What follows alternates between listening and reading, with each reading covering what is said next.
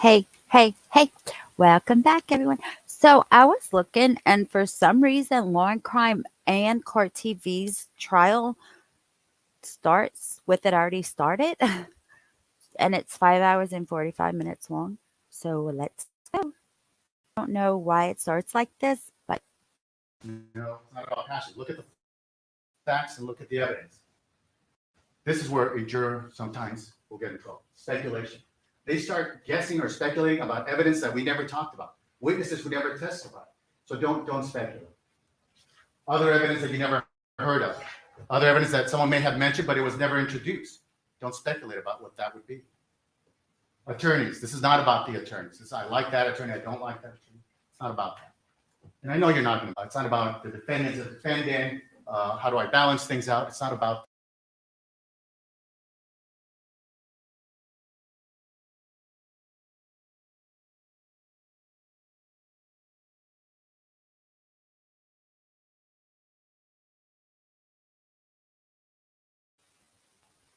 I know I'm doing ready. Right? Law and Crime. Don't make me go to Court TV.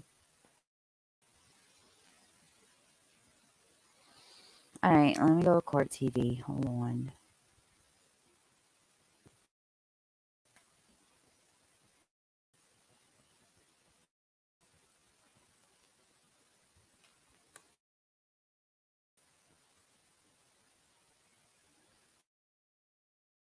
That's not Court TV. Are you?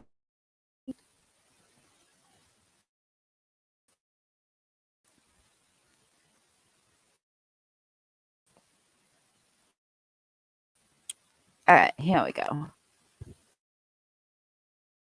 Wait, no, that's not the full one. All right, here we go. This one.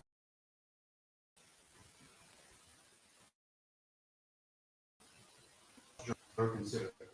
Well, consider what's in the circle. Hey, The elements of the crime. You're going to get a copy of those jury instructions, and it's going to tell you what elements the people have to prove for murder and for the special circumstance of lying weight and all the other crimes. Testimony of witnesses. You know, there's a reason why this witness stand is so close to the jury. It's so you can be close enough to watch their demeanor while they're on their stand. How do they respond to the questions of attorneys? You can hear their voice. Do they answer right away? Do they hesitate? When Robert Cauchon testifies that Amie was this amazing person, is he just making that up? When he says, the reason I talk to people is because I want people to know about her, not just that she was someone's fiancée. There's more to her than that. So you judge the credibility of witnesses.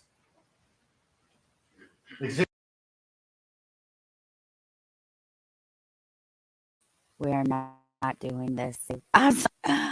Yo,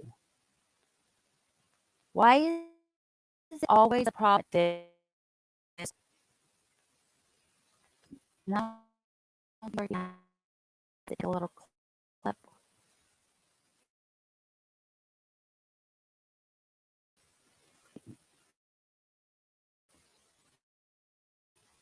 Thank you. You're going to get all those exhibits we introduce in front of the jury. You're going to have those back there so you can review them, including the videotapes, the ring videos, what have you. The law. You're going to have the law. Remember, you all said one thing when we're selecting a jury. We will follow the law as given to us by the court. And this is why you're going to convict them of burglary, of murder in the first degree, and the special search of lying in wait when he committed this murder. Logic and common sense. Aside from the law, you know what happened here. This is not a defendant who was depressed, and the depression made him go get nicotine, made him go get gloves, made him cover up cameras, made him wait for 3 to 4 hours. No. Logic and common sense. That's why you're going to go guilty on all these charges. What is the truth? Well, the truth is not just because I'm telling you what it is. The truth is, who do the witnesses corroborate? Paramedics. Michael Herman. Her text messages about fearing this defendant, what he was going to do to her. What The evidence corroborates only one reasonable interpretation, that he broke in with the intent to kill her. Does the defendant have a motive? Or is this someone that just got picked up from the street and the police officers are blaming this person? No. You have those text messages. You have their interaction at X-Biz. You have the anger he had. Physical evidence. The ring videos, his DNA at the location, 1 out of septillion, that's him. But you also have the ring video showing that it's him. Yet we spend so much time on different questions on these witnesses. Amie's injuries tell you a story of how he beat her. Not a struggle, a beating. They're not, the same size and weight. They're not like fighting it out. Statements by the defendant that incriminate him. I just interneted your phone. Whatever he's telling other people on those recordings, those jail visits. Whatever he's saying in front of those people at the X-Biz. You ruined my life, bitch. The reasonable interpretation of circumstantial evidence. So this is an important instruction. Direct and circumstantial evidence. Direct evidence is like we had a witness right there that saw them do it, right? We don't have that. In most crimes, you're not going to have necessarily a witness who sees the crime on the 3rd floor of this bedroom committing it. But what you have is circumstantial evidence. Because circumstantial evidence does not directly prove a fact to be decided, but is evidence of another fact or group of facts from which one may conclude the truth of the fact in question. For example, videos, physical evidence, defendant's text messages, victim's physical injury. So the circumstances, what do the circumstances tell you about what happened and about defendant's intent? And in the TV, sometimes you hear all they have is a circumstantial evidence case, as if that's not better than someone identifying someone who could be mistaken about their identification. Both direct and circumstantial evidence are acceptable as a means of proof, and neither is entitled to greater weight than the other. So circumstantial evidence is as good as direct evidence. So I would argue sometimes better, because sometimes you can't change the circumstances. You can't change the ring video. You can't change the DNA. You can't change him wearing gloves. You can't change the strangulation marks on her neck. So if there are two reasonable interpretations of the circumstantial evidence, it favors the defendant. However, if there's only one reasonable interpretation, you must reject the unreasonable interpretation that he just went there to talk to her. That he was going to cause himself some harm. That's not the reasonable interpretation of the circumstances when he's gloved up, covering cameras, breaking into her house. When he breaks in, he has a lethal dose of nicotine. You know what the reasonable interpretation is of the evidence in this case. So you reject unreasonable interpretations that he was there just to talk, that he was there to cause himself harm. During this trial, the defense cross-examined various witnesses. My argument to you is this is what the defense basically boiled down to in those questions to witnesses. Shifting blame. He was, during opening statement, Cal said, defendant was so debilitated after seeing her. He got into this depression and Amie wouldn't talk to him. But like, Amie has a responsibility to talk to someone that acts like this? Why didn't the paramedics take her sooner to the hospital? Well, how does that change that you strangled her and that you threw over the balcony? How does that change that? There's excuse after excuse, as if the defendant is a child. He's a 41-year-old man who couldn't move on. She blocked him, and for that, you get this? Excuse after excuse. This woman, Amie Harwick, wanted to be left alone. She wanted to be respected. And he didn't do any of that. He didn't respect her boundaries. He didn't care. But the defense makes, in their questioning of witnesses, excuse after excuse for him. And you should ask yourself, when you hear these questions that are excuse after excuse for the defendant, how does that change defendant's plan, evidence of his plan? How does that change that he's identified as the killer. How does that change his cover-up?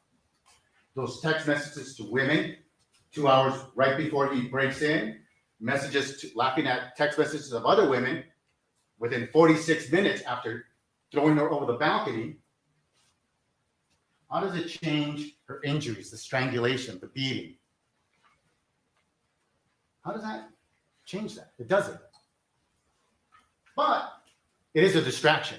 It could distract the juror that they keep pointing out issues that they brought up with these witnesses, which really doesn't change what he did. So don't be distracted, ladies and gentlemen. Focus on the actual crime, his actual actions, what he did here. Counsel kept asking, well, how about these Nest cameras? Well, they issued a subpoena for the Nest cameras the very next day. And you heard the evidence. They got the videos. They don't show much. Defense counsel just threw it out there. Was there a camera on the third floor? There's no evidence that there was a camera on the third floor or that one was working. So why just plant that for the jury out there? Why not confront a witness and say, is this the camera we're talking about? Are these the videos we're talking about? Don't be distracted, ladies and gentlemen. Focus on the evidence. You are to consider all the evidence in the case. The law. So I'm going to explain the law to you in a moment. We've charged the defendant with 2 counts here. Count 1 is murder. So you're going to decide, did he commit murder? Did he kill a human being, Amie Harwick, without justification? You're going to find that it is murder. And then you're going to decide, your next question is going to be, is it murder? All murder starts off as second degree. Is this murder of the first degree? And I'll explain to you what gets you to first degree. It is murder of the first degree. Basically, what gets you to first degree is either it's premeditated and deliberate, meaning you thought about it, you considered it beforehand, or also murder while lying in wait. Did you catch someone off guard when you killed them? After you find that it's murder of the first degree, your next question will be, is the special circumstance of lying in wait true? Did he kill her? Did he catch her off guard when he killed her? And the answer is true. The second count is burglary. You can decide, did he break into her home? Is it second degree burglary or first degree burglary? First degree burglary is when you break into someone's residence. It's residential, where someone lives. There'll be a special allegation. Was there a person present when he broke in? Yes. We all know that Michael Herman was present. So you're going to find this true. And that's it. Murder defined. A human being was killed, Amie Harwick. The killing was unlawful. And the killing was done with malice aforethought. This language, malice aforethought, doesn't mean, it means he thought about it beforehand. In other words, it didn't just happen in that second. It was thought before that. I want you to, cause of death. There's an instruction that defines the cause of death.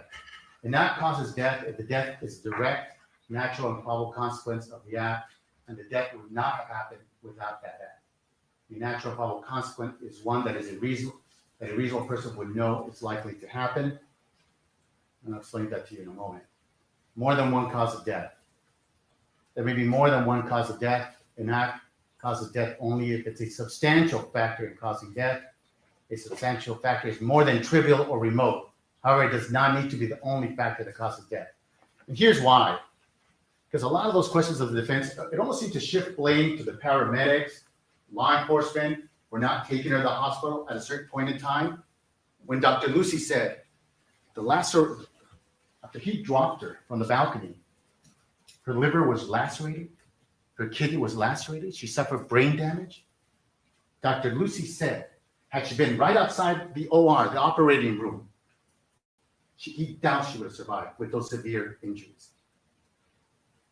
So his act of strangulation is a contributing factor to Amie's cause of death. Then that's it. He caused the death. Him dropping over the balcony, that's the cause of death. You don't have to question anything about what time did they get to the hospital or anywhere else.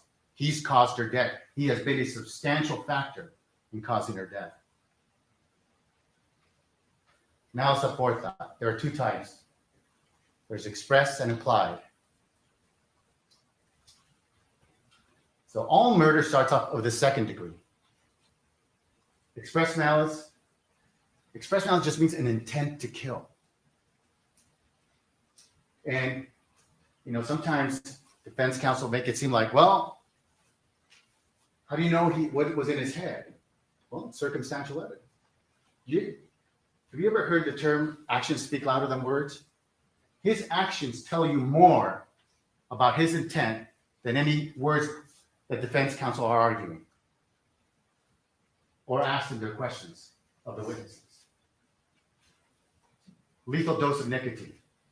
That does not just happen out of nowhere. That does not land on his lap. He has to go get that. He has to go obtain that. It's a poison that if you inject it into someone, it may not be detected unless they're looking for it. So it's your choice of weapon to kill. This is worse than a gun. You got to go somewhere to go get this stuff. Her markings on her neck, strangulation. He's actually using his own hands to snuff the life out of her. That's a lot of anger. That's a lot of hate to do something like that. And he knows it's a 3-story balcony. And I do hope she was unconscious. And she did not experience that. But he knows when he's doing that he's going to kill her. He's going to finish her off. So that's an intent to kill. You can infer from the facts his intent to kill. There's implied malice. It's intentionally committing an act. The natural consequence of the act were dangerous to human life. Knew that the act was dangerous. Deliberately acted with a conscious disregard to human life. Sometimes I use an example. If someone dislikes someone, or they believe that no one's home, and they fire shots into the home, but they don't know if anyone's there. They're like, I'm not intending to kill anyone, but I want to send a message to these people that I don't like, and they fire a whole bunch of shots into that house. Well, that's an act that's dangerous to human life. It's conscious disregard for human life, because you should know that someone may be in that house. There may be a child, there may be someone, and even though you're not intending to kill anyone, someone could be hurt and killed. That's a conscious disregard for human life. That would be an example of implied malice. Not in this case.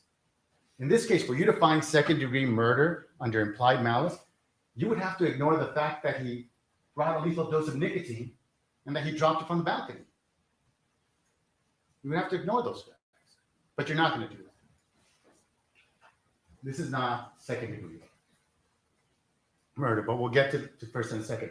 All right. To get to second-degree murder, some of you may think, oh, this is intent to kill. He brought the lethal dose of nicotine, he strangled her, he threw her over the balcony. Some of you may say, and you're not going to say this. It's not going to be implied malice, because it's not just a conscious disregard for human life. But it doesn't matter which one you think, expressed or implied. As long as you think it's one of those, you're guilty of second-degree murder. But this is an intent to kill when you look at all the facts. When you don't ignore the facts, this is intent to kill, express malice. So once you're in express malice and intent to kill, because he breaks in, he waits for her. He has a lethal dose of nicotine. He strangles her. He drops her over the balcony. Then you have to ask yourself, is it willful, deliberate, and premeditated? That gets you to first-degree murder. Another theory is lying in wait, and I'll explain that to you. That gets you to first-degree murder. So either one of these theories proves first-degree murder. So let's go through them. Deliberate and premeditated. Willful means intentional. It means it wasn't an accident. Like, I'm not accidentally strangling her. I didn't accidentally have this nicotine on me. I didn't accidentally drop her over the balcony. Deliberate, formed by careful thought and weighing of consideration for and against the course of action. We're talking about a 41-year-old man, computer programmer. He knows what he's doing. He planned this. He chose Valentine's Day. to do this to her, to end her life. He knows what the consequences are if he does this. He knows. He knows he's going to go to jail for the rest of his life if he kills her. This is not a child. This is not someone that doesn't understand what the consequences are. Premeditate it. Consider beforehand. Before he goes over there, he knows what the consequences will be. He knows what he's doing. That's all you need for premeditation deliberation. You consider before, you know the consequences of your actions, and you still go for it. There's no exact measure of time. His is well planned. It's methodical. This is not like some person sees someone they don't like, takes out a gun and goes boom, boom, boom. That will be an intent to kill, by the way. And that could also be premeditated and deliberate. You have the gun, you aim, you make sure you hit a vital part, and you fire multiple shots. That's premeditated and deliberate. So you don't need a long time. As long as you had enough time to think about what you're doing, think about what the consequences are going to be, and you decide, this is not an accident, I'm going to do it. A cold, calculated decision to kill can be reached quickly. The test is the extent of the reflection, not the length of the time. So here, we have it is so planned out. How he has to weaponize himself with that nicotine, how he has to get gloves, how he has to find her house. So he found her phone, and then he had to find where she lived. Then he had to figure out how to get up there. He got caught off guard. Those Ring cameras were installed a week before he did this. And from the video, the way he covers that up, it doesn't look like he was expecting those Ring cameras to be there. Lying in wait. This is another way to get to first-degree murder. The defendant murdered by lying in wait if he concealed his purpose from the victim. Amie didn't know what was waiting for her at her home. He waited and watched for an opportunity to act. He waited 3 to 4 hours for her in that house, in her sanctuary, with that lethal dose of nicotine. Then, from a position of advantage, he intended to and did it make a surprise attack on the victim? Absolutely. Can you imagine the moment after Amie texts her friend about sending the photos at 1:02 a.m.? She still has to get out of her car. She has to unlock that gate. She has to walk to that front door, unlock her front door.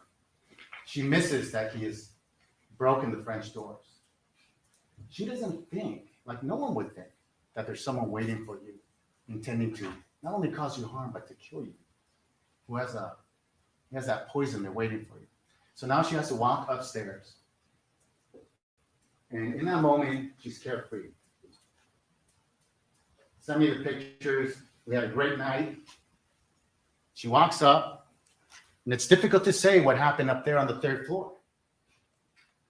She may have placed her bag in the bedroom, dropped her phone on the bed, then walked over to the TV room, and in those closets or what have you, in that dark room at that moment, this is her surprise. The ex-boyfriend who's been trying to force himself onto her life, the ex-boyfriend she got a restraining order against 12 years ago. And so that moment must have been horrific, must have been terrifying. In that moment, she knew, based on the email that she wrote, that he intended to cause her harm. She knew what was going to happen in that moment. She knew she was in the fight of her life. A fight that she would not win.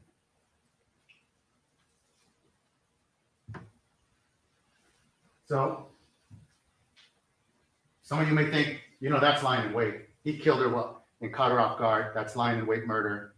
That's first degree. Some of you may think, all that planning, all that workup, that's premeditated, deliberate. He did both. And it doesn't matter which one you decide gets you to first degree. It's first degree murder.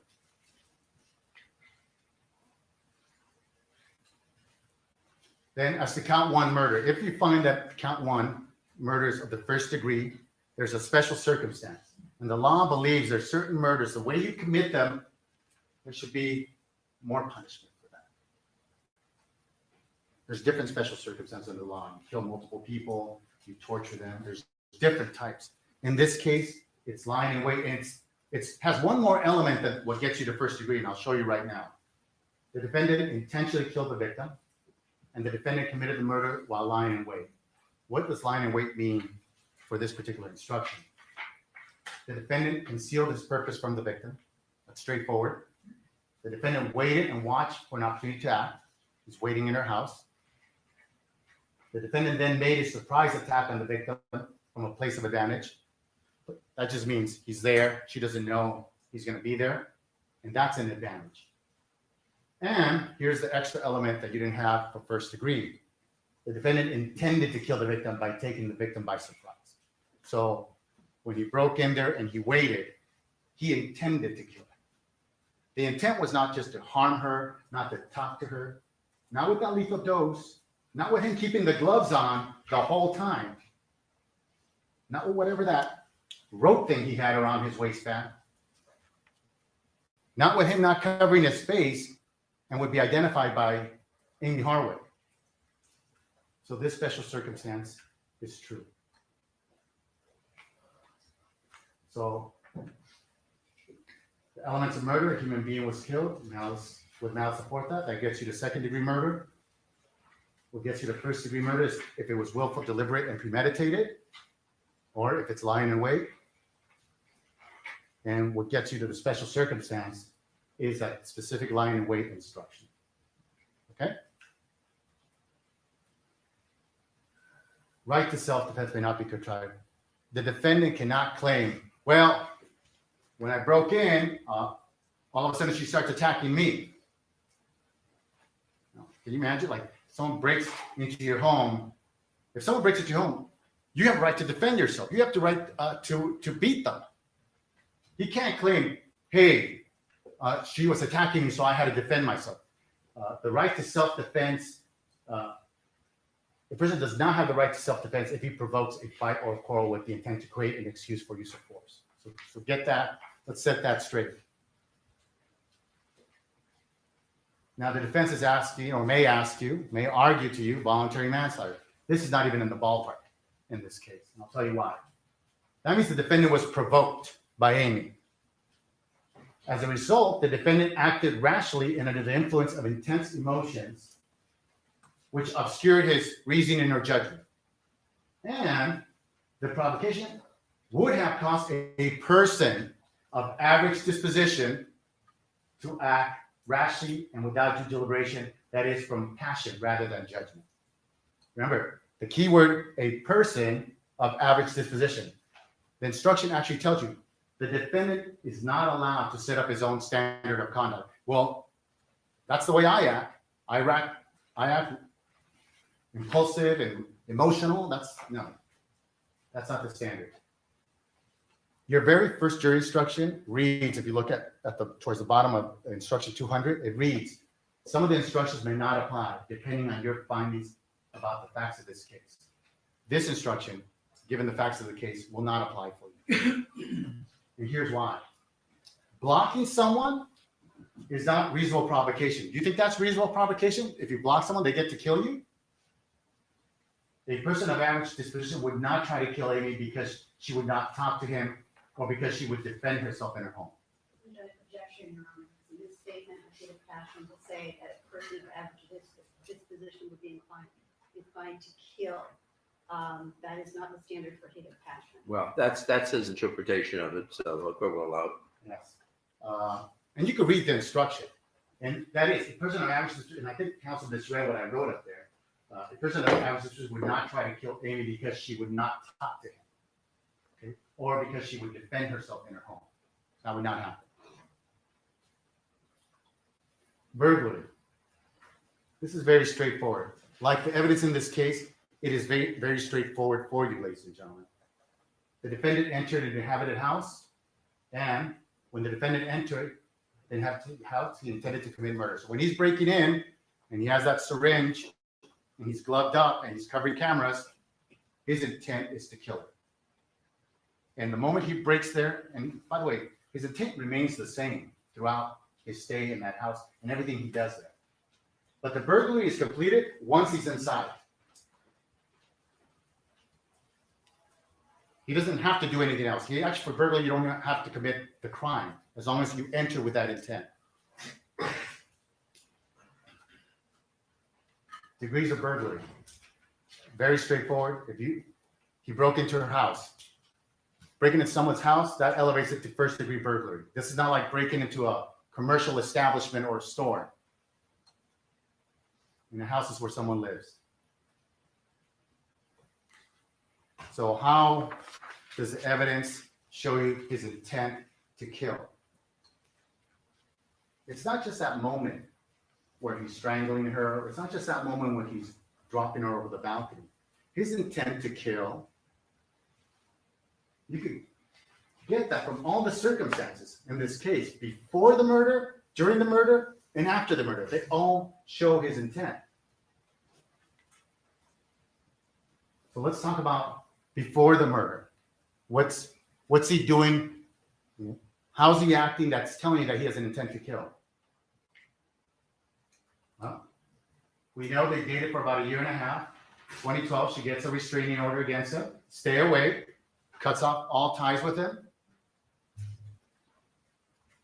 She lives on her life. She obtains a doctorate degree. She becomes a therapist. She is cared for and loved by her friends. And then this happens, January 16, 2020.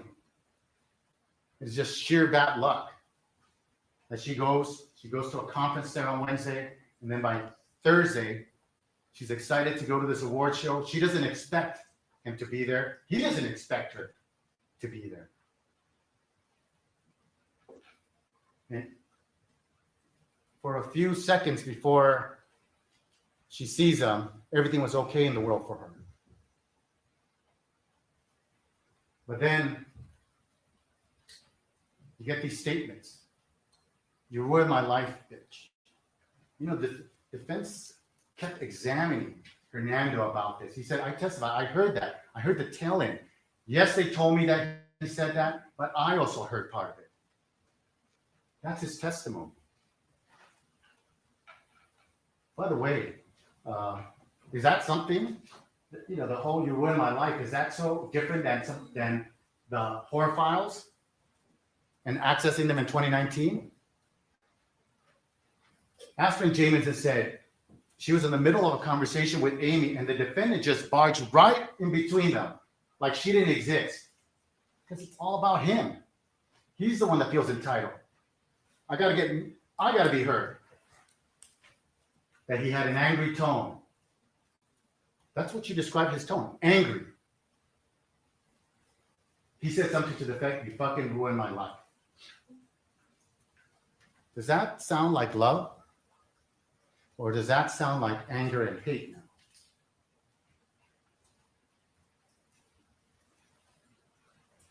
Well, Amie writes an email to herself later that morning. And you'll have it, and you can read it to yourself. And it's coming in for the state of mind. What her state of mind was of fearing the defendant. She would have never consented to him breaking into her home. She would have never consented to him just waiting there for her. Look what she says in her own words, the last paragraph of that email. I'm pretty nervous that I'm more on his radar now. It terrifies me that he's been obsessed for me for 9 years, thinks about me every day, can't move on, cries, and throws tantrums in this way. He's focused on harming me. He is focused on harming me. However, I'm hoping that the interaction and the listening and giving him time may cause a neutralization of his anger towards me. Is she describing it as his sadness towards me? No. She's afraid because she could see the anger in him. And she dated him, and she got a restraining order against him. And she describes whatever's happening at that ex-biz as tantrums and anger towards her.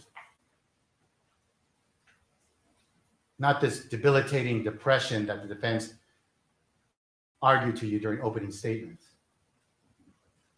Defendant begins to stalk Amie. And I'm not meaning this in the legal word, I'm just in general. He finds her phone on the internet. He will then find her house where she lives. He will then go to her house and break into her house. That's what I mean by that. January 17th, the day after the Exodus, I interneted your phone. Her state of mind is she's afraid. And now this defendant, without permission, found her phone on the internet and is texting her. She has not called him since the breakup. Now he's forcing himself into her life. Why does the defense bring up that she may have Googled him in 2019? If she got a restraining order against him, and this is someone she's concerned about, why wouldn't she at some point try to figure out where this person is? Doesn't mean she reached out, called them, interacted with him. You have evidence that she didn't interact with him, she never called them.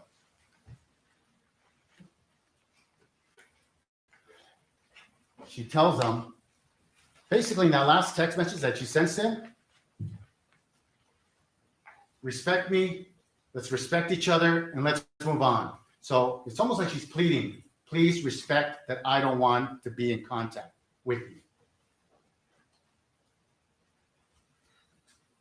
But he doesn't respect her. The next day, she text messages, the same day, she text messages Dr. Fernando Chavez, Gareth found my phone number online, messaged me. I told him I didn't want to talk and wish him the best, but his response was still obsessive, scary.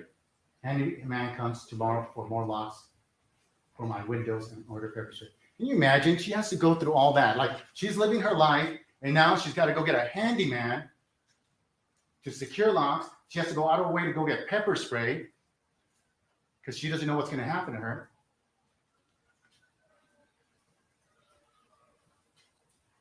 Amie texts, thanks. I set a boundary over text, and I'm not responding after that.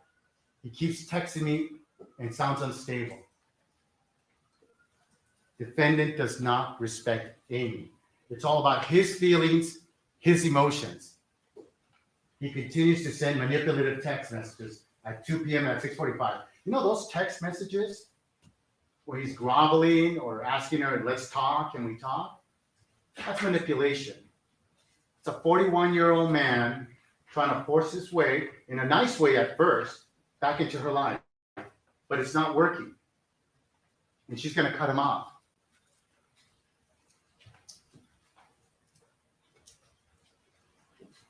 Amie does not have a duty to give him a hug, doesn't have a duty to respond.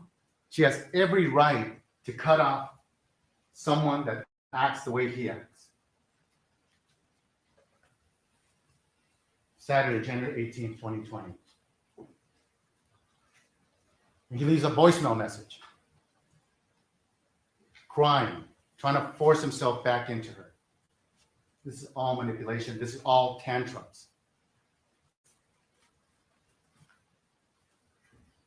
She increases home security, new locks, and brings security cameras.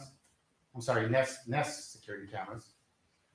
Sunday, she blocks him. Now you're done. You're cut off. You're not going to have access to me. And that is what triggers a lot of these events when he's completely cut off. He can no longer grovel to her. He can no longer leave voicemail messages to her, leave text messages to her. She texts Grace Stanley.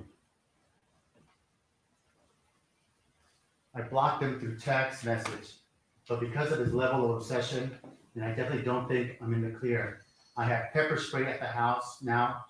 My roommate is on alert. I'm upping my home security cameras. Can you imagine living like that? Like you have to do all that just to live?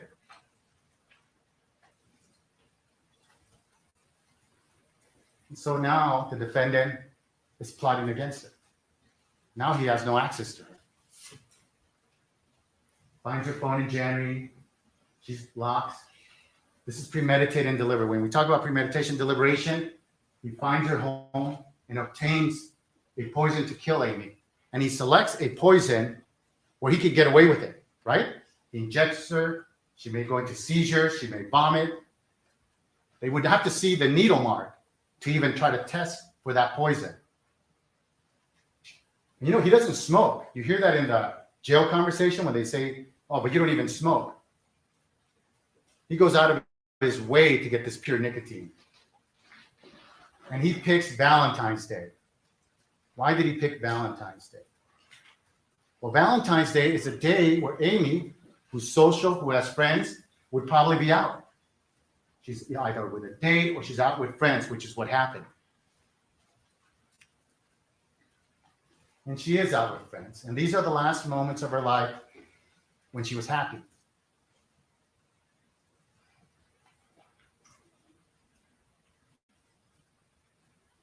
You know, the defense in their opening statement mentioned there's going to be a witness, Elmira Menasaka, who's going to come in and say that he was depressed and all this stuff. You didn't hear any one of her or any friend come here and say he was so debilitated and depressed. And so what if he was? Does that mean you get to break in and kill someone? Objection, Your Honor. Based on what's previous rulings, it isn't a proper argument. Okay. Defendant's actions speak louder than defense counsel's words about what happened in this case. Look what he's doing 2 hours before he breaks in. He's texting Natasha Paulson. This is 2 hours before he breaks in. This is all a cover-up. This is like sending messages to different women to show that life is okay. I'm not planning to kill anyone. Talking to this woman. I'm talking to that woman. And his text at 7:10 p.m. Oh, that's totally fine. That's totally fine. Busy woman. I'm good. Just also trying to get everything under the sun done with whatever you want to call that emoji, happy face, what have you. That's 2 hours before he's going to break into her home. Also, what does his intent tell you about what happened after he drops over the balcony?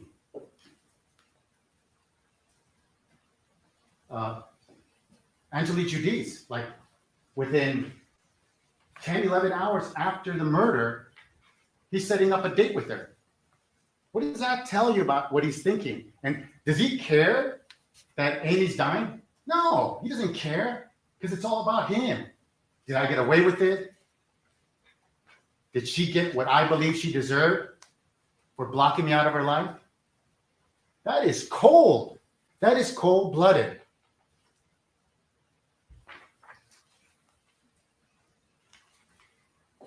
So, pursuant to his plan, he comes up from the empty lot from behind.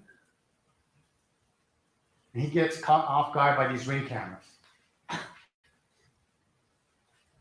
And he covers them up. Does that sound to you like someone that just wants to talk to someone? Covering up cameras like that. Holding them down, and then they shut down.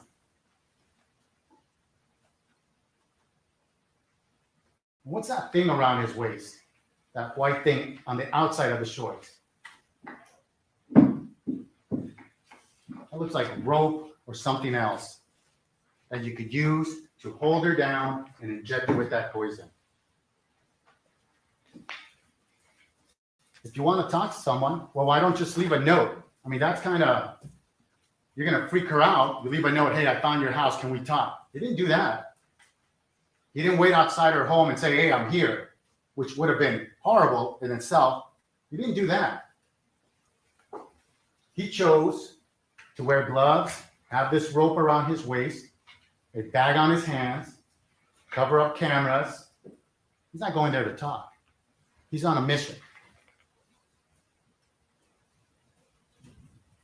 You have Michael Herman, the roommate. Earlier, before the screams, he doesn't know exactly when, but earlier he hears like something like a dish breaking. Well, that's the defendant breaking into those French doors.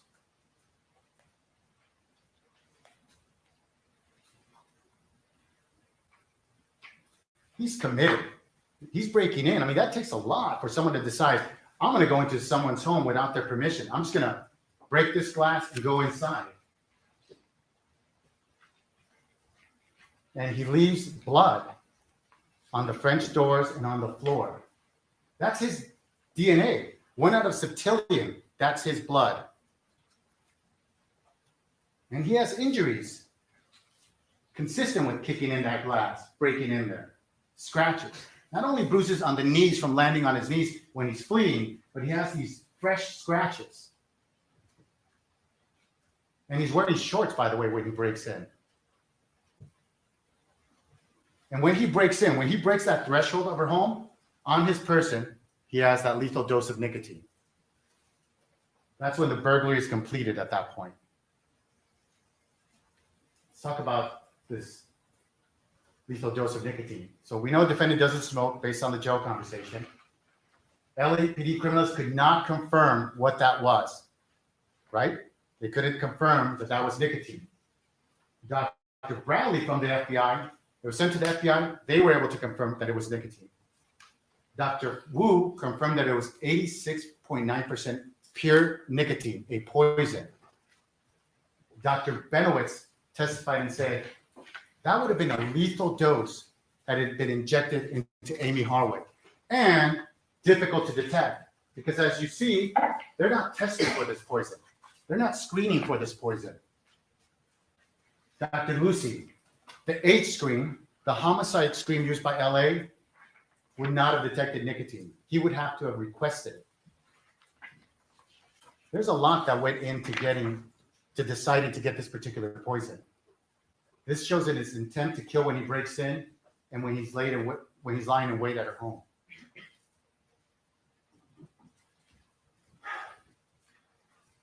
So while he's inside her home with that nicotine waiting for her to show up, she's ending her night with her friends. And remember Rebecca Gillard describing how Amie loved tea.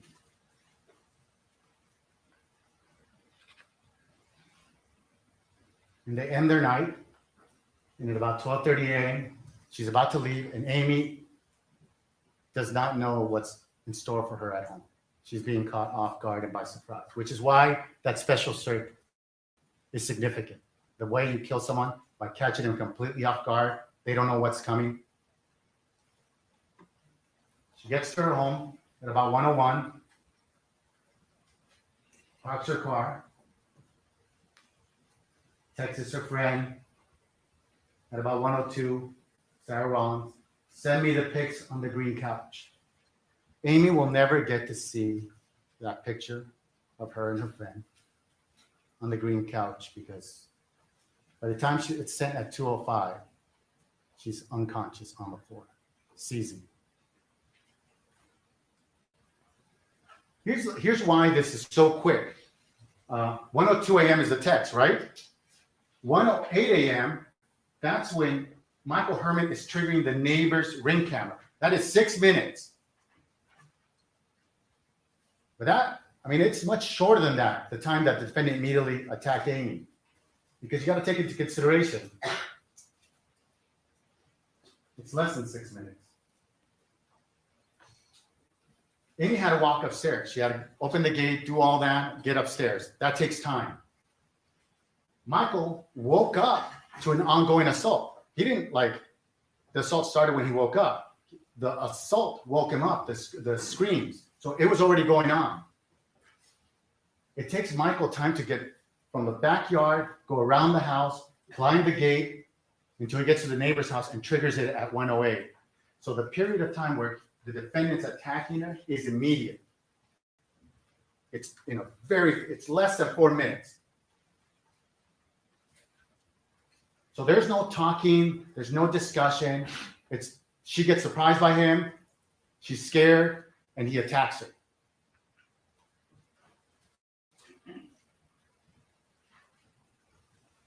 Defendant's actions during the murder tell you about his intent to kill also. So we talked about before the murder, now during the murder. Let's see what his actions tell you. Well, he knows he's bigger than her. He didn't show up to someone's house because he thought he could get a challenge. He knew he was bigger and stronger than her, and he was muscular. So at 1:02 a.m., he's up there waiting for her. And he's been there for 3 to 4 hours with that lethal dose of nicotine. He doesn't remove the gloves, he keeps them on. And he does not leave. Why didn't he leave? If he just wanted to talk to her and change his mind, why not leave? No, because his intent is to kill. He's angry. He feels rejected. He knew what the plan was. That nicotine was for a purpose. He's gloved up so he doesn't leave fingerprints. He catches Amie by surprise immediately, and he wants Amie to know who's killing her. He's not wearing a mask. He's not wearing like a ski mask or anything like that. He knows she's going to be able to see who's killing her, and he wants her to know what happens when you reject them.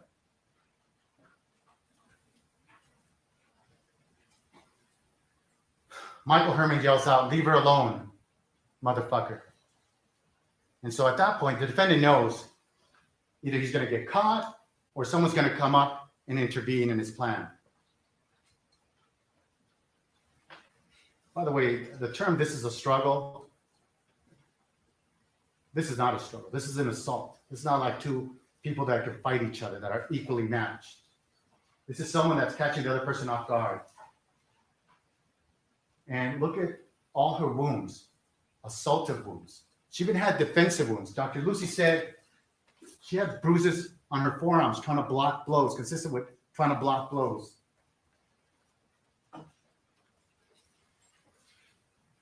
Amie fought back. She fought to live. She wanted to live. She scratched him. She got his DNA under her fingernails. She knew she was in for the fight of her life, and she was trying. But can you imagine the anger this defendant has as he's punching her, hitting her? You think he's holding back? He's not holding back. Look at those injuries that Dr. Lucy described to her face. Focal injuries, not injuries that you would get in the face from landing on the pavement. These are smaller focal injuries consistent with getting punched. So you have a 230-pound, 6'4" guy punching you in the face who's angry. But she's fighting back and she's marking him too. Right? Michael Herman wakes up to blood-curdling screams. And the defense cross-examined him, and this is her roommate. He wanted to help as much as he could. He wanted to tell the truth. He's not here to hide evidence. He's not here to make up stuff against anyone. This is a traumatic experience. He didn't know who was up there, or if he ran up there, he didn't know if the individual would have a gun or he would get killed. And if he got killed, then you would never hear from Michael Herman. You would never hear about him hearing a dish crash beforehand, about her screams, about her body being thrown to the ground. Had he died, you would never hear any of that. He immediately calls 911 and says, "My friend is being attacked, thrown to the ground." There it is. Why do we have to question, well, you didn't say this on this date, and 5 days later you said this? People are not machines. They're not recorders. And sometimes witnesses may remember, something may jog their memory, and they can remember one more fact. It's up to you to decide. Did he make up any facts? On February 17th, he left a voicemail message for the detectives, heard a plane crash early in the evening. This is before any of that LA article that defense counsel questioned him. That defense counsel questioned Detective Masterson about. You know what's interesting? They didn't ask Michael Herman, "Hey, Michael Herman, let's be fair about this. Here's this LA Times article. Did you ever read that before calling the detectives and telling them on February 20th that she got choked?" Did they confront him with that to see what his answer would be? No. They waited to ask Detective Masterson. He would not know how to answer Michael Herman's question. Don't be distracted, ladies and gentlemen. Focus on the evidence in this case.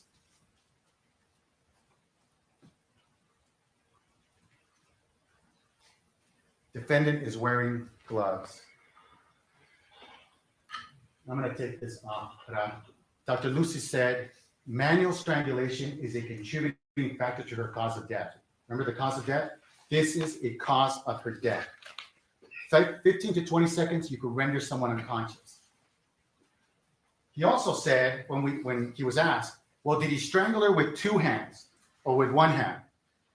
He couldn't tell you because typically you will be able to tell it's 2 hands because the nails will be embedded into the neck, and then you could tell it's 2 hands. Well, when you're prepared and you're wearing gloves, you're not going to leave those fingernails.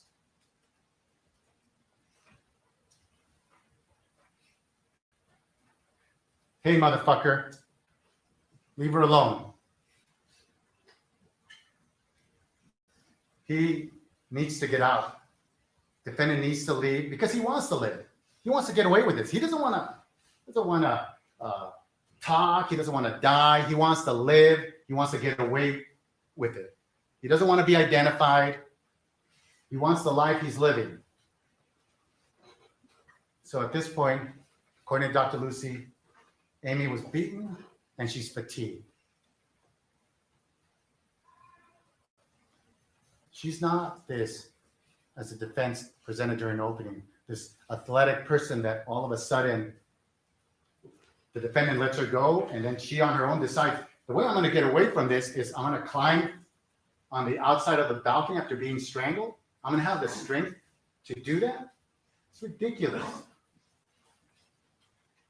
Then they show this photo of her from over a year ago on the balcony where she's posing. Completely different situation. It has nothing to do with someone being attacked. It's disrespectful. The photo has nothing to do with this situation.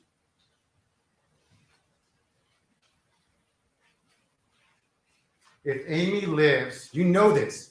You know that if Amie lives, she's seen his face, and this defendant's life is over. She will identify him to the police, and his life is done. He does not want that, and he's going to kill her to make sure that she does not tell anyone what he did to her. And so her fatigued body, her beaten body, is dragged over to the balcony, and there's a blood smear there. And I can't, remember when we told you we can't always prove every single thing. That's not the point. Either he got it from his glove or part of her body, her face that was bleeding, got the blood on there.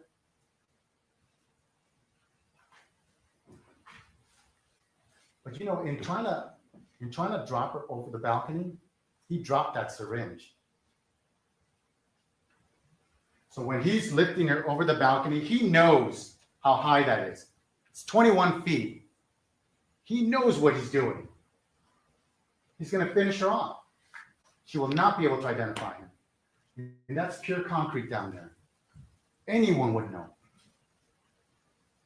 A child would know if I dropped this person, they could die here. But he's not a child. Dr. Lucy, what did Dr. Lucy say? Doubt she would have survived if right outside the OR. Given the liver laceration, the kidney laceration, the brain damage, it wouldn't have mattered.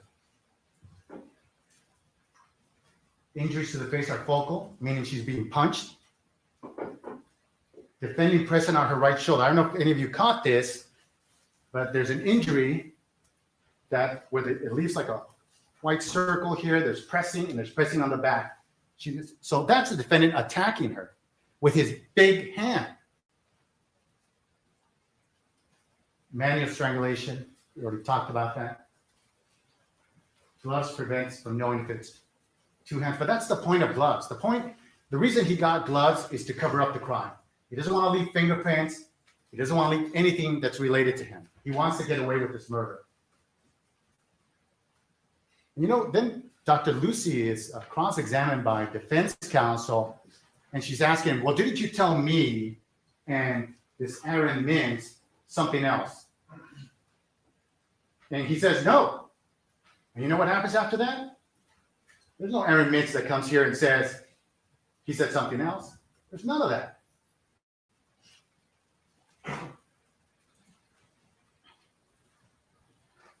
Dr. Lucy continued with his testimony. He said 15 to 20 seconds would render someone unconscious. Here are the fall injuries. Pelvic fractures. The amount of force when he drops her, it causes those severe pelvic fractures. Those are not caused by kicking someone or any other. That's caused by the impact of being dropped. So she's being dropped on her buttock area. Lacerations to the liver, it's that force of hitting the concrete that sends that shock and lacerates the liver. Lacerations to the kidney. The right scapula, there's a fracture on it. It takes a lot of force for that to happen, he said. The right middle of the head, brain damage.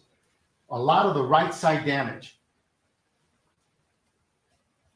No injuries to the back.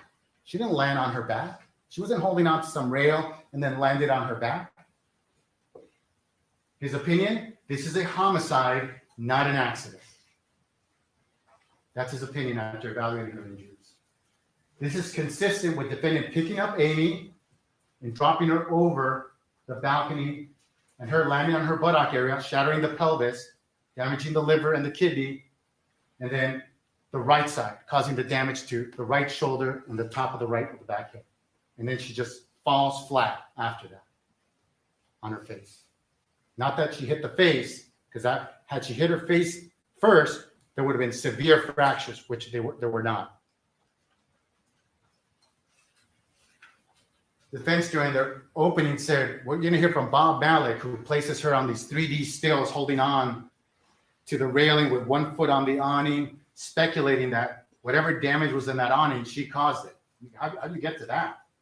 How do you prove that was not there before this all happened? And how does she do a crunch after being beaten to hold that position? What we do know is our 3D expert created these 3D to help you understand the relationship of all these buildings and location of evidence. And he said he took a measurement from the ground to the floor of the balcony, and that's at 17 feet and 7 inches. And that report that he read from Malik was off by almost 3 feet for that distance. Don't speculate about what Mr. Malik would have testified. He didn't testify. They didn't call him. They said they were going to call him, but they didn't call him. So don't let that distract you from the actual evidence in this case.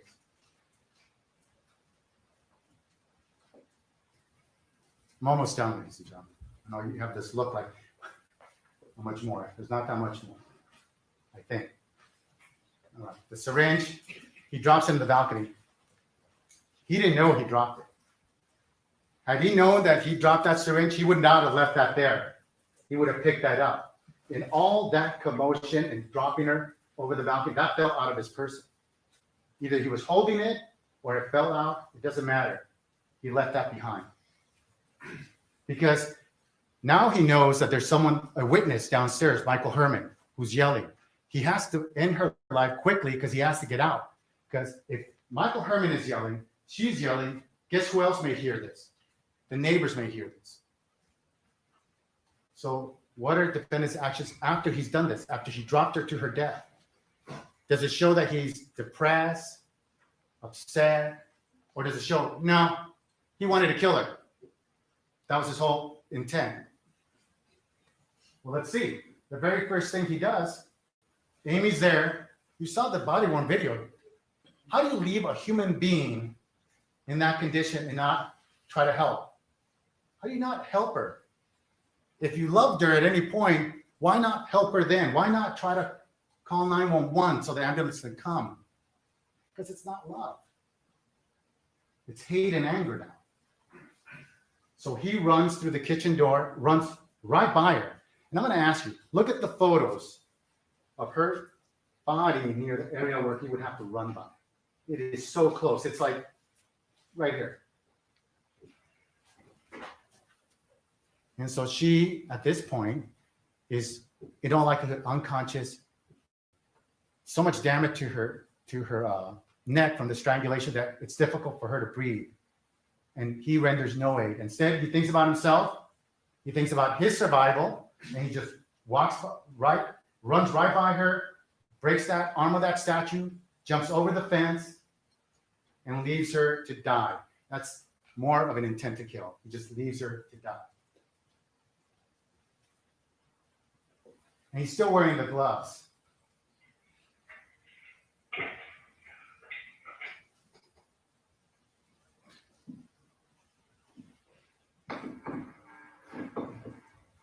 paramedic Turner, who showed up and was one of the first individuals to see her, says Amie was looking and appearing lifeless. And I cited the page in the transcript. Just want to get my language right on this. Amie was unconscious. She was not able to breathe on her own. A blood pressure of 60 is not sustainable for life. This is what defendant did to her. Her condition never improved while he was there with her. Never improved. So what's defendant doing after he leaves Amie to die? He texts us. 46 minutes later, he text messages Natasha Paulson. Haha, that's funny. I guess he felt he needed to respond to that text message at that point, 46 minutes after dropping Amie to her death. He doesn't care about Amie. He doesn't care about her life. What he's doing, he's covering up his tracks, acting like he was not the guy that was there, like everything's normal for him. Cold-blooded. A few hours later, he's going to be communicating with his Tinder date that he had from before, Angelique G. Morning, sunshine. This is at 10 a.m., about 10 hours after he's dropped her from the balcony and seen her body there. What do you think about that? 10 hours after leaving Amie to die, all he's doing is covering up. And she sees the black guy, and he tells her, from what you remember, well, I got that shaved. And at 4:30 p.m., they spent all this time together. So here he's killed his ex-girlfriend. And he's with this other lady, spending time with her. And then he's going to take her home in his Lexus. And then that's when he gets arrested, because everyone has pointed to the finger to the person that Amie said, if anything happens to me, Gareth Pursehouse did it. She knew.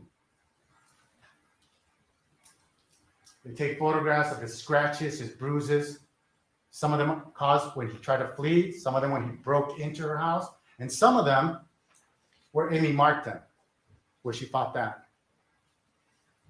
At his home, you have these white tennis shoes. You have these shorts with the white stripes that look like the shorts on the camera.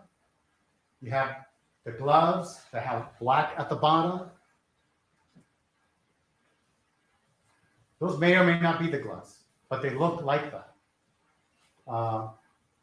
What you also have at his home, they find this syringe with some yellow liquid, which is the same brand as the syringe from Amie's balcony.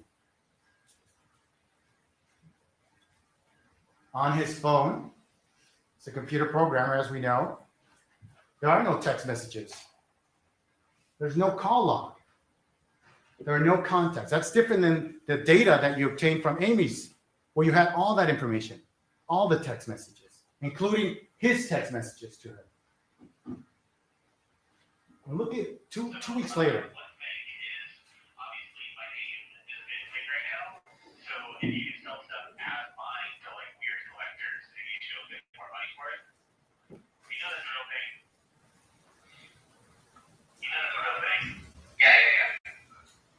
I mean, that's his attitude. There's no remorse in that conversation. His intent was always to kill. And in a way, he killed the person that was causing him this pain, the person that rejected him. I mean, I saw people that I don't know were saying shit about me in the media, and people that I haven't talked to in a long time saying the same thing.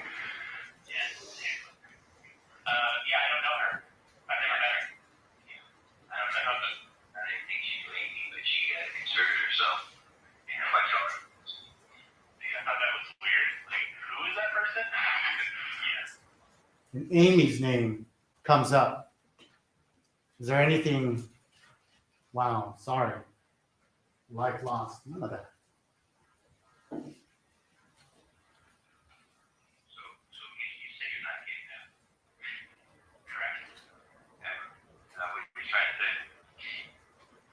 Yes. Okay. I've seen what's coming at me.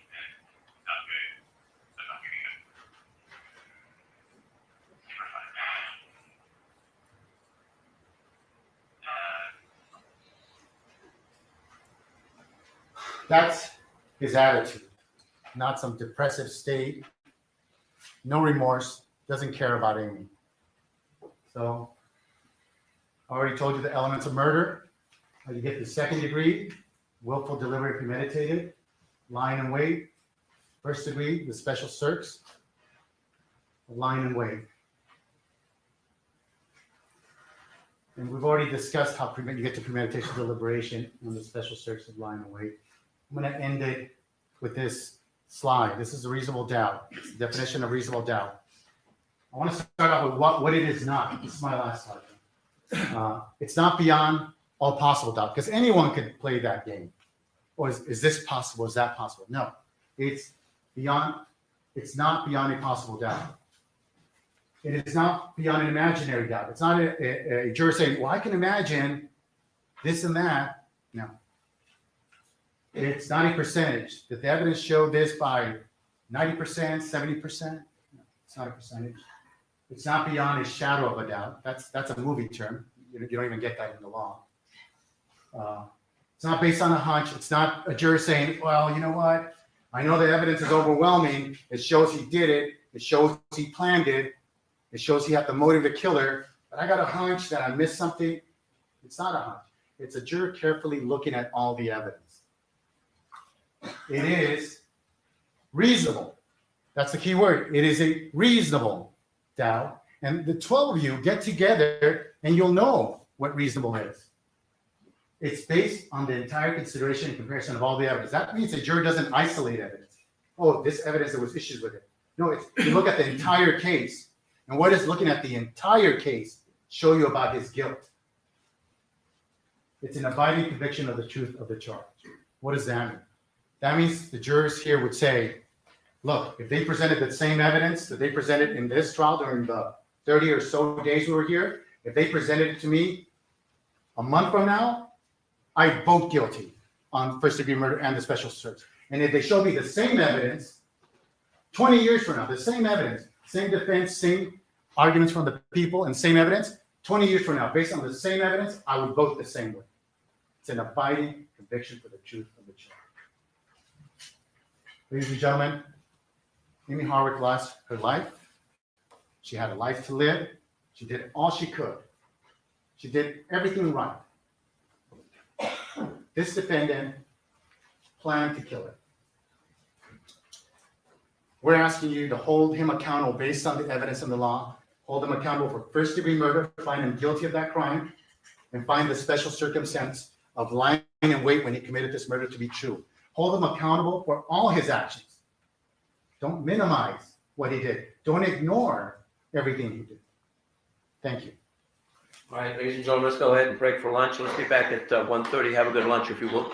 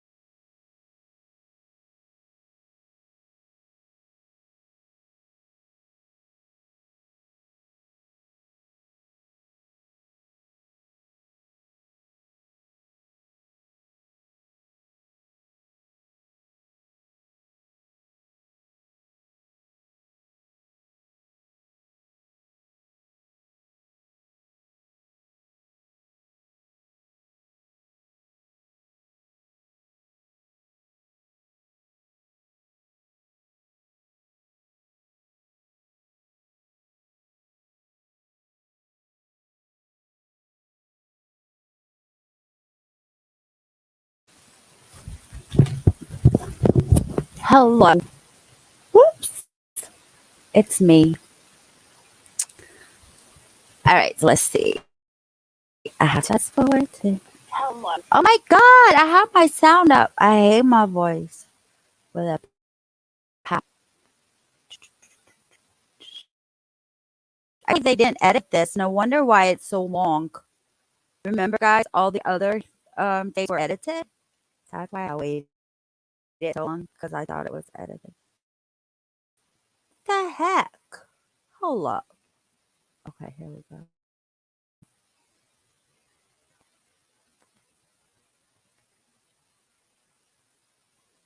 I want to, before I get into everything, I just want to take an opportunity to thank you all sincerely on behalf of the defense team because of the week we were dark with illnesses, and you've all been so patient and so attentive and so willing to stick with us.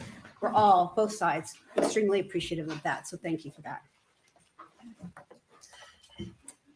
This case boils down to a very simple question. Why did Gareth Pursehouse go to 2086 Mount Street on February 14th, 2020?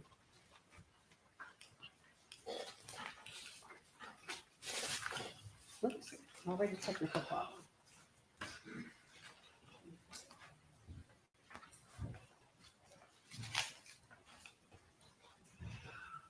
I have so much I need to say. Please give me a chance to think so I can accept it. The answer is clear. He went there because he was desperate to talk to Amie Harwick. Why did he need to speak to her so desperately? Well, you've heard a lot of evidence in this case. You've had a chance to see Amie Harwick's email to herself describing her encounter with Mr. Pursehouse at the XBiz Awards. You've had an opportunity to hear from many witnesses who Amie told about the encounter and included details she hadn't included in her email. You had an opportunity to see Gareth Purshouse's text messages to Amie Harwick. All of this paints an undeniable picture of the extreme pain Mr. Pursehouse, Gareth Pursehouse, was experiencing after his breakup with Amie Harwick back in 2012. And he struggled in all those intervening years to deal with the daily pain that he described to her in those text messages. It was a struggle he tried to control. He made efforts to get his equilibrium, and he managed to. He dated other women. He was successful in his career, and he had a life, a good life. He had no shortage of romance in his life, but it fell short in his estimation. It was nothing compared to the relationship he had with Amie Harwick. And he described it to her. He said that he shared everything with her during their relationship. And they forged a deep intimacy, one that he couldn't replicate with anybody else. So when Amie Harwick walked into the XBiz Awards on that fateful day in January, and he saw her for the first time in all those years, after the restraining order had expired years previously, and through no fault of his own, there she was. It landed like a sucker punch on him. And it literally brought him to his knees. He curled up in the fetal position in this crowded red carpet area in front of peers, coworkers, strangers. It was something he could not control. And that, ladies and gentlemen, is something we cannot deny. All of the evidence in this case undeniably establishes that Gareth Pursehouse was suffering a great emotional upheaval, one that interfered with his thought process, one that focused him like a laser on getting relief from this unrelenting pain. And the only person he thought could help him, that could release him, was Amie Harwick. And why is that? Because when he saw her and she spoke to him, it was cathartic. He was able to let that facade open. The emotions he'd repressed for so long surfaced, and he cried some more. He was shaking. I mean, the descriptions that we've gotten from Amie Harwick and her friends establish a man in a crisis.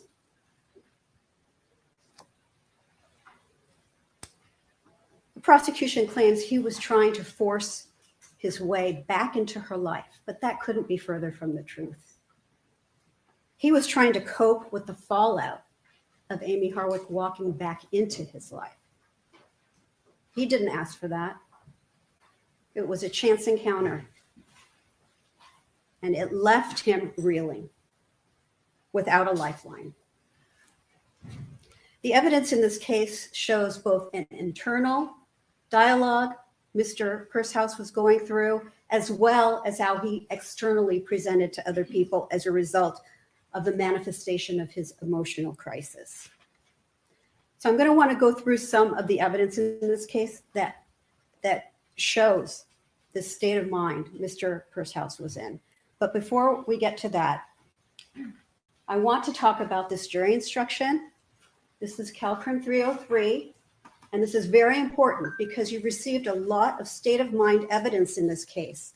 And it's very important you understand the limitations to the state of mind of Amie Harwick, because that evidence is only admitted for a limited purpose. So let me be clear on what that purpose is by first going through the instruction with you. During the trial, evidence of Amie Harwick's email to herself and statements to friends related to her fear of the defendant, Gareth Pursehouse, are being admitted for a limited purpose: to show her then state of mind that she was in fear of the defendant, that she would not have consented to him entering her home, and would not have consented to him lying in wait. You may not consider this evidence you may consider that evidence only for that purpose and for no other. So you cannot use this evidence in any way to decide whether or not Gareth Pursehouse intended her harm. All of her statements about her fear, how he might, in her mind, have intended her harm, those are not something you can consider in assessing Mr. Pursehouse's state of mind or his intentions. That being said, let's move on to Amie Harwick's email to herself. It might be a little hard to read, but I'm going to highlight certain parts of this. She describes, the first encounter, how Gareth came up behind her and started screaming. And then she describes how he started looking like he was going to cry. And he was breathing heavily and flailing his arms around. And she also makes a point of, that he's dysregulated in his eyes. That part is not highlighted. So she's describing a person whose emotions are taking over their physical body. He was sobbing. His head was in his hands. He couldn't sit up straight. His head was in his hands. He was hyperventilating. He was distorting his face up and shaking violently. He was shaking so hard, he couldn't control it because of his emotions. He told me that he thinks about me every day, and every day he cries. He told me he lost his job when we broke up because he couldn't work. He told me that no matter what he did, he couldn't stop obsessing over me. He told me that I was a cheater and a liar because he thought we were still together when I believed we were broken up. So Mr. Pursehouse also felt there had been, that Amie had cheated on him during the course of their relationship. And that was, back when they were together. And he recited text messages that she had sent from that time frame, back when they were together, about 9 years ago. He recited the date, who they were to, and exactly what was said word for word.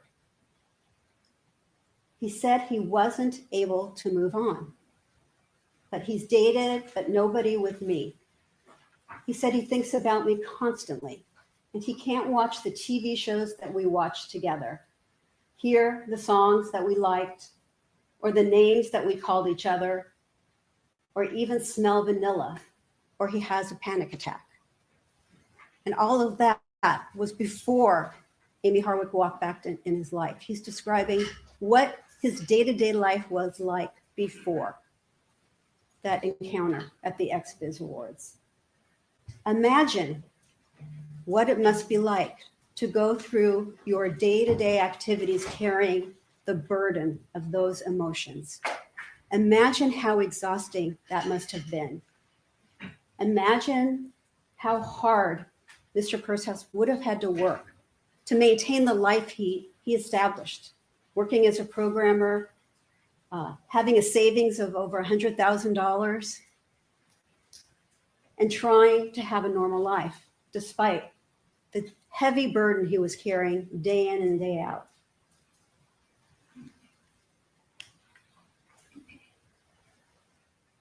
Amie goes on to say, I actually did tell him I was sorry. Sorry that things ended so terribly. Sorry that I had to take the measure of getting the restraining order because I just didn't see any other option. She acknowledges their relationship ended terribly. It ended with a restraining order, meaning Mr. Pursehouse couldn't contact her, and he didn't for all those years after it even expired. After this conversation, he went back to take pictures, but he asked if they could speak later, and she told him yes. And you'll remember Hernando Chavez described the second, when Mr. Pursehouse approached Amie while they were seated at their table inside the XBiz Awards ceremony. And he described how Mr. Pursehouse came over, knelt down next to Amie, and whispered in her ear. And then Amie turned to Hernando Chavez and said, I'm going to go talk to Gareth some more. So Amie goes on to explain that towards the end of the award show, I sat with him off to the side again as he cried and shook. He was still crying. Later in the evening, he was still that emotionally devastated that he still was not able to control his crying and his shaking. He was able to sit up straight and have more of a conversation, and they were able to clarify some things. But he couldn't stop crying, couldn't stop hyperventilating. And he'd have a moment of clarity and then just start breaking down. He said he wakes up every day and cries on the floor. He says every day he wished I was in his life. Every day for all those years. And then she goes on to conclude, at the end of this conversation, I told him my friend Hernando was waiting for me, and I asked how he would like to end this conversation. He asked for a hug, and I told him that was not a good idea, and he started to cry. Eventually, he walked away, and then she makes a note of him walking away properly and something about putting his hand up as he walked away.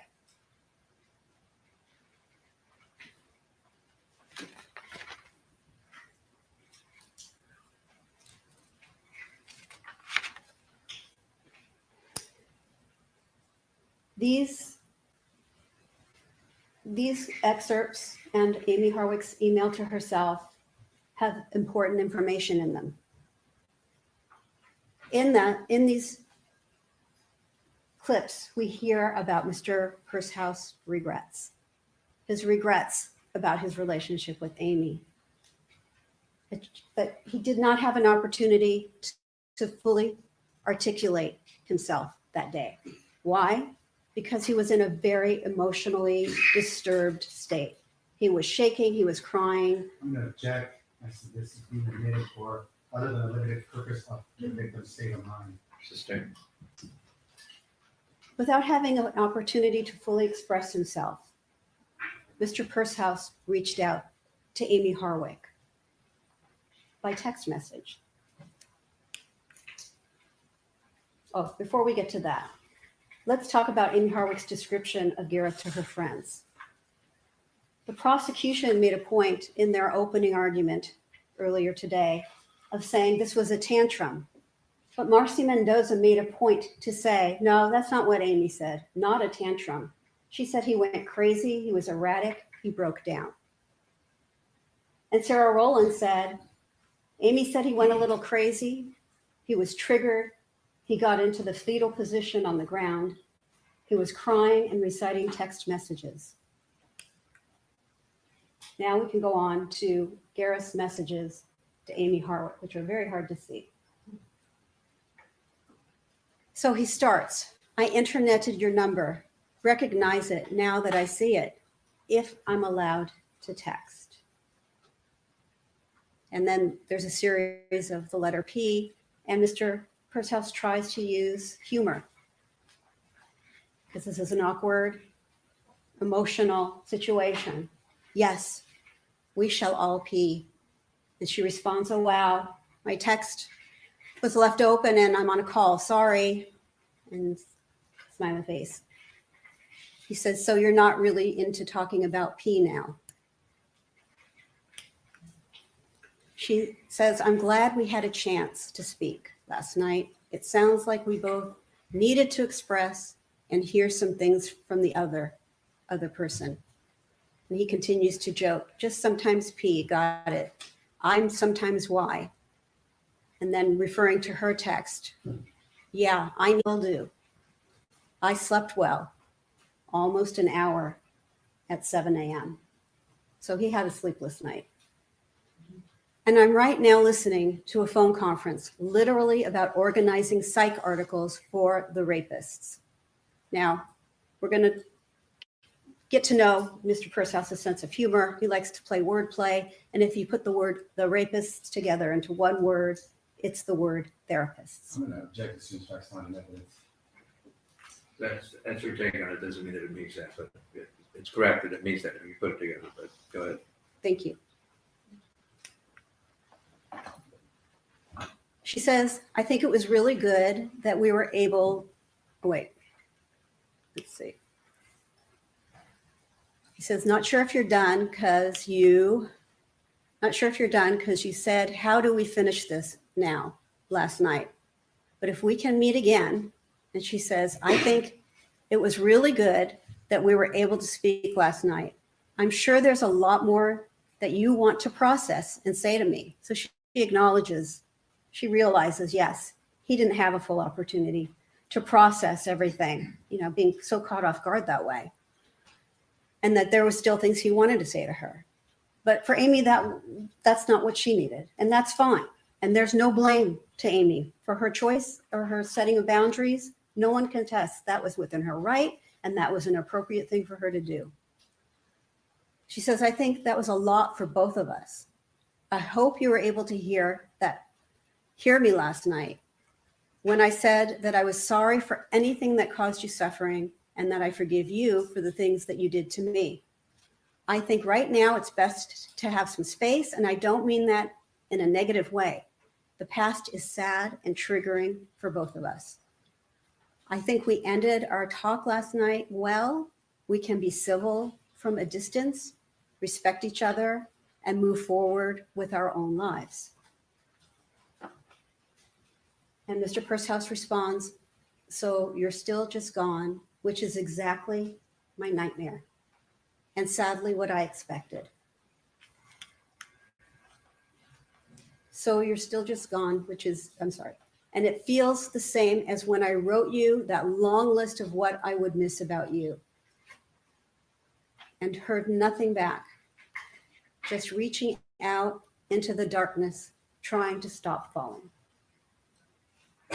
I wish I could do something more, but reaching out to you is a crippling action that I had actually contemplated several times over the past few months, just to say to you the word help. Admitting to you how hurt I am is so embarrassing and painful, which demolishes me even more because it used to be I told you every detail about myself, no matter what. So what he is saying here is that he needs help. He knew it before he saw her. He even thought about reaching out to her before he saw her, but he restrained himself. He did not. And he knows that this isn't right, that he shouldn't be in this emotional state. That's why he needs help. And that's why he's embarrassed that it's so painful, that he can't get past this. And it demolishes him to have to acknowledge this to her. He's not manipulating her. He's revealing his darkest secret to her.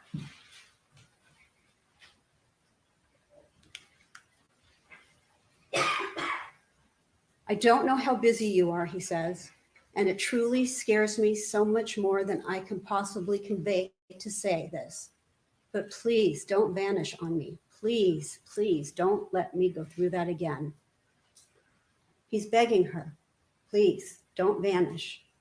He's begging her for a chance to talk to her. And when she doesn't respond, he leaves the voicemail message that we heard at the beginning of my statement.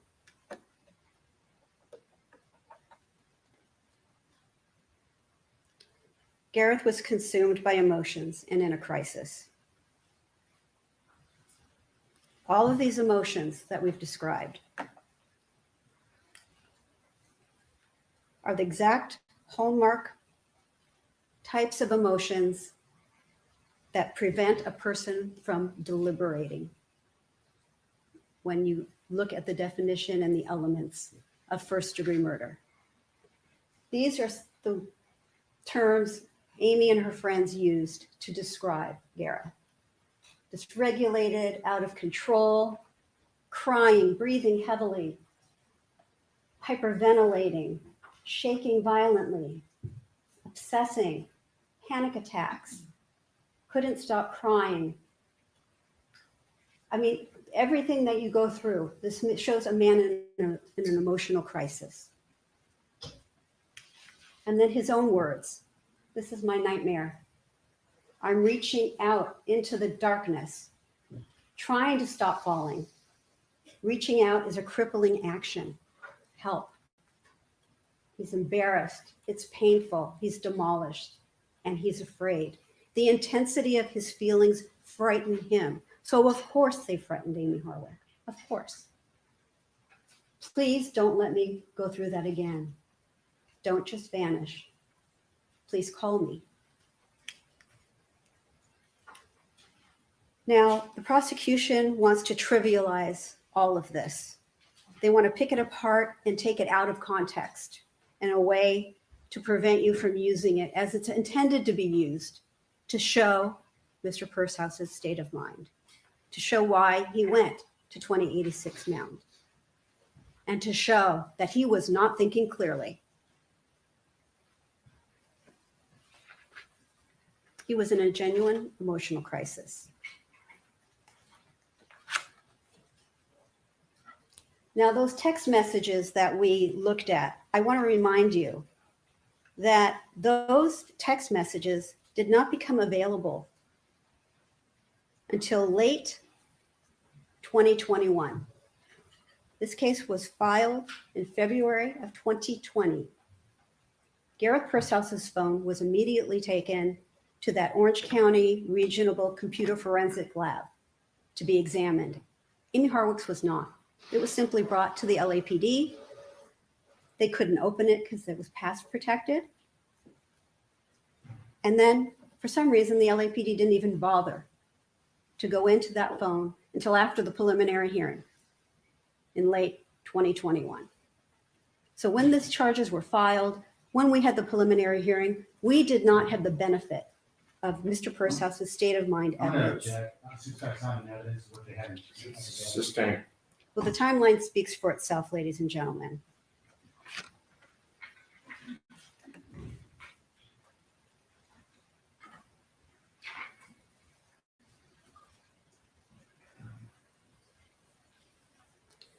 The prosecution is claiming that Gareth was trying to, I can't remember exactly the word they used, but something to cover up his crime by engaging with Natasha Paulson and Angela G. But what they don't tell you, and what is obvious if you've paid attention to the evidence, is that Gareth Pursehouse was trying to resume his equilibrium when he reached out to Natasha Paulson and Angela G and was trying to have relationships with them. He was trying to resume his normal life, but it was obvious he couldn't because he showed up at her house still suffering under the emotions that he had described to her that he had been suffering since they broke up.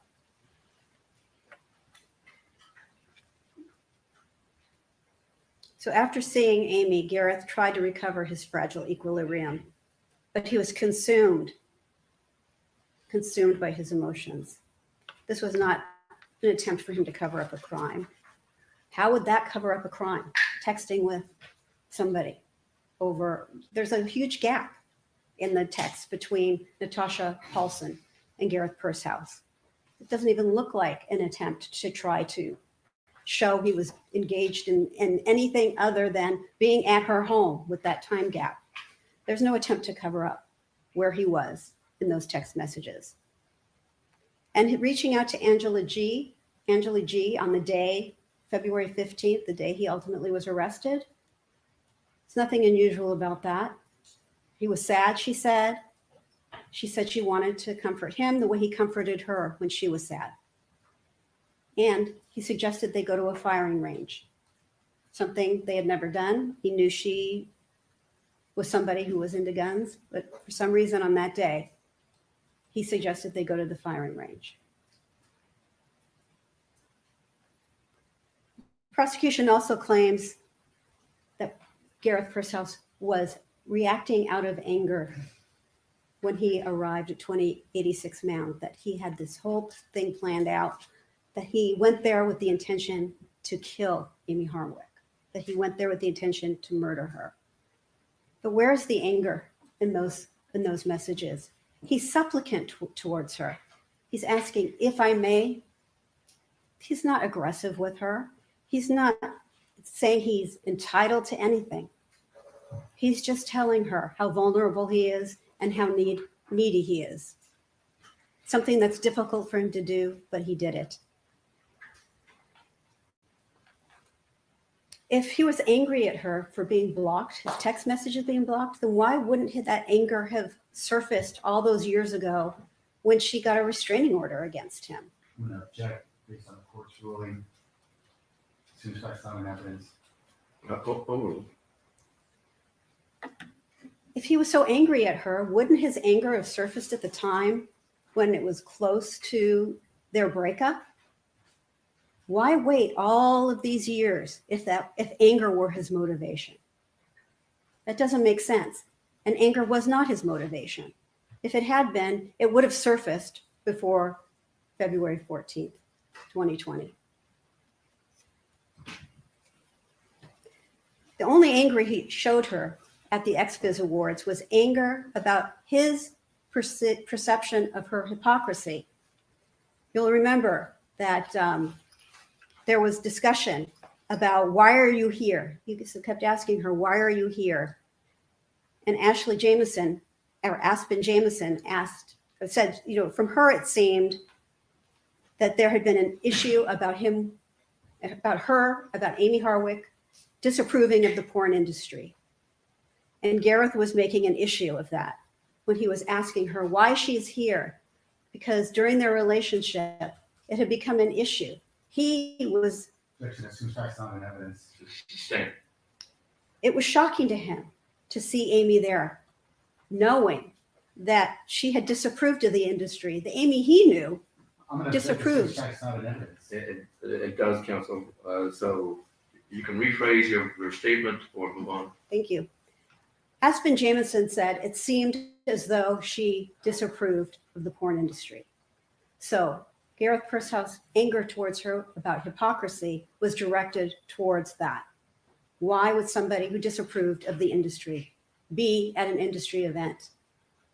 This was the last place in the world he expected to see her.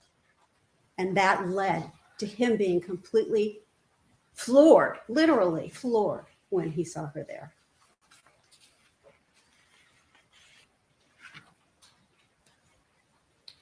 Prosecution has introduced statements that Gareth Pursehouse made to his friends while he was in custody at one of the jail facilities. And I want to go through that with you. First, there's a jury instruction that tells you how to evaluate a defendant's statements. And it says it's up to you to decide how much importance to give the statements. And the prosecution is trying to claim that these statements to his friends are somehow an admission of guilt. So I want to put them in context so that you can make the determination of how much importance to give these statements. Let's see if this will work. Oh, dear, man. How are you? Shitty. Hey, can you help my brother pack up my house, please? Yeah, that's one of the things we were going to try to talk to you about and see what we can do to help on the outside. Yeah, please do that. And I mean, that's essentially it. How do we know how to get?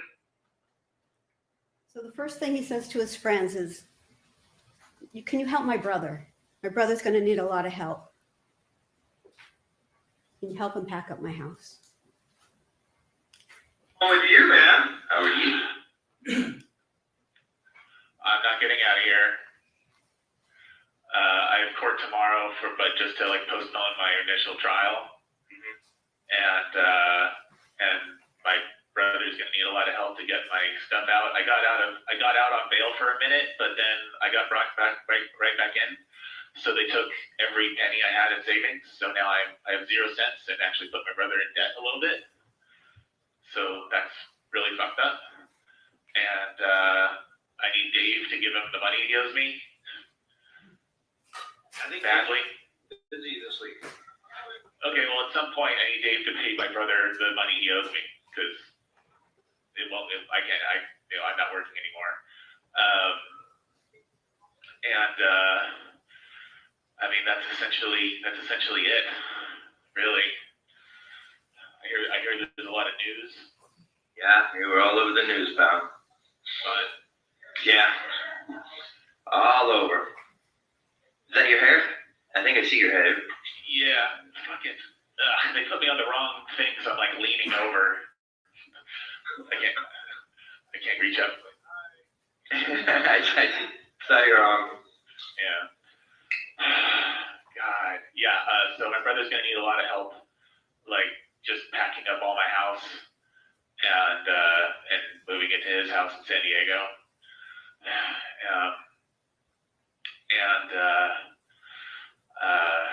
Do you remember what's the number? Do you have it? And throughout the conversation with his friends, and a lot of this was bleeped out so that the number would not become public, but there's continual conversation about repeating the number so that Gareth knew his friends would be able to remember his brother's phone number and reach out and help his brother. I saw. Did you really? Did you really? No, I'm kidding. Oh, you saw me Dave.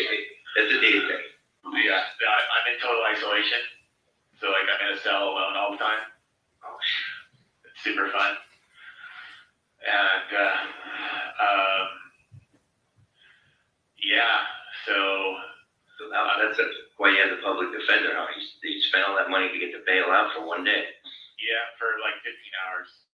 15 hours. Yeah. And yeah, so obviously my work fired me, or they probably are, I assume. I don't know. I assume they are. And yeah, and my brother had to do all this for our dad dying last summer, and now he has to do it all for me. So this is a lot for him to deal with. So any help you guys can do, super please. We can do for sure. So we're learning about Gareth's current predicament, that he's in isolation, that other than his brother, this is the first time he's had anybody else to talk to. He's in isolation, that he lost a lot of money.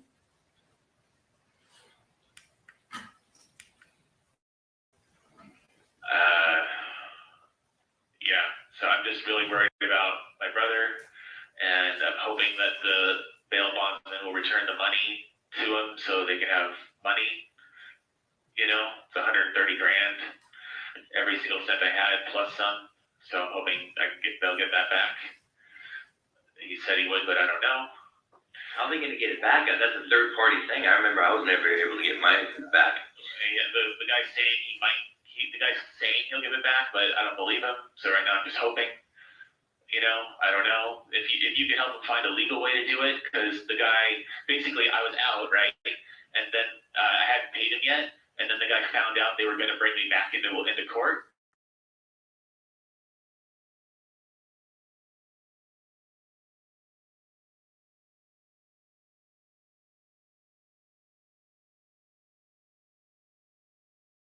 Arrested me again. What? So, yeah. So if it turns out that he doesn't give me the money back, my brother the money back rather, if you can try and help with the legal part of trying to do that, possibly if that happens, anything, please. And yeah, I'm really needy right now. I just need help with all these outside stuff, which sucks. Yeah, we'll contact your brother and see what we can do to help for sure. Thank you. And yeah, it's really. So can we give you money for your whatever? No, I don't want any of that. Thank you though. I don't care about that shit. All I care about is I help my brother, and if my brother gets the money back, then he could just use it's plenty. He could just use that. But I don't know. But I don't want to be used to using the store kind of a thing here. I don't care.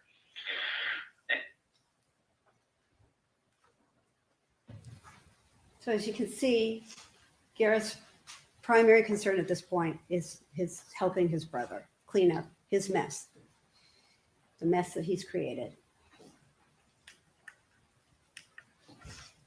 No, dude, I was hit up a bunch of times already.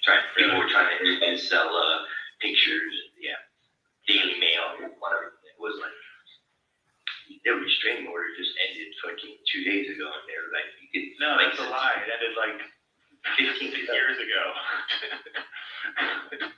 No, the truth came out. Oh, okay, got it. They put Amie on a 48-hour CPS, that 48 hours. Oh yeah, they called my brother. They wanted me to be on it when I was out. They called us when we were out. Anything so you said they're trying to buy things, whatever. If something big ticket money wise comes in, then fucking sell it. Just give the money to my brother, because he's dealing with so much. I don't care. There's no. It doesn't matter.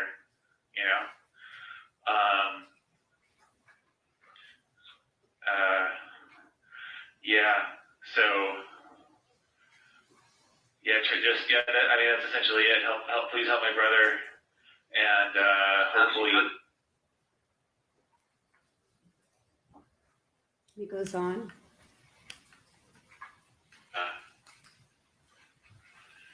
Everything comes down to just helping my brother pack up my world and get it to his place. Get to San Diego, and hopefully, and he's trying to buy a house right now, so I hope he can get that money back and he can use that to buy a house. And then if I get out, I can have a real, become a bigger house. And then here's one of Gareth's jokes and some other interesting information. But that would be good for my brother. But I do have a joke for you. What's the most feminine candy bar? Hershey's. We see how Yeah, you got your sense of humor. You're making the best of it. Hey, give you a pen and paper to actually like write stuff down there? Not yet. I'm trying to get a pencil. I have a piece of paper, but I haven't got a pencil yet. What is it? He's in a position where he has absolute no autonomy, can't even get a pencil, completely relying on people to help him in the most basic ways. And let me make a comment about the use of humor. Hernando Chavez made a comment during his testimony about using humor as a defense mechanism. He explained to all of us that even though he was in shock and grieving while he met with police officers after Amie Harwick's death, he still interacted with people, still worked, and still saw clients. And then he explained that humor is a defense mechanism. People will cope with grief and loss and shock in different ways. He said he could feel deep shock and sadness and also be able to do all the things he described. So the use of humor as a defense mechanism does not mean someone is cold and callous.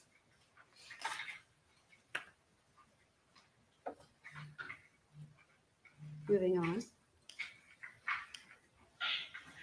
And I'm definitely not employable anymore if I get out. That's fun. So, or not, I don't know, shit. Yeah, if I get the money back, then. You know, one day at a time, man. Let's try to get Who your. knows what kind of footprints they have, and who knows, you might get out, man, you know? Maybe. Maybe you'll be found in this. Right now, I just need to treat it like a knot, because Hope is killer in here. Yeah, I just need my brother to be helped so that he can be solid and just go with it and all that. And then, and yeah, that's essentially it. So you hear that he says he doesn't want to have hope. He's just trying to make it day by day.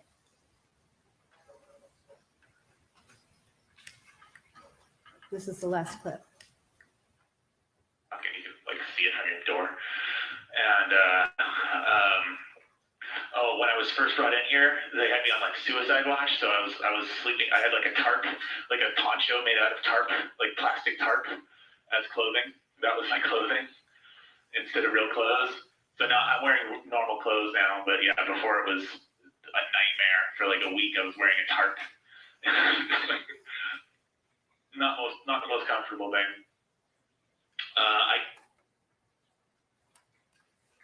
So now we know that he's also been on suicide watch during his incarceration. So we established during testimony that this tape was made about 16, 17 days after Mr. Purshouse's arrest. 16, 17 days of being in isolation for his chance to be able to speak to some other people.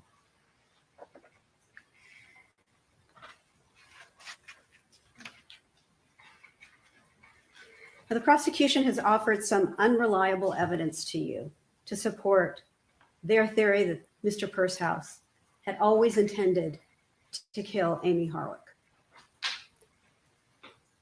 The prosecution during their opening argument specifically talked to you about Hernando Chavez and his comments about what he heard at the XBiz Awards and Aspen Jamison's comments and compared the two.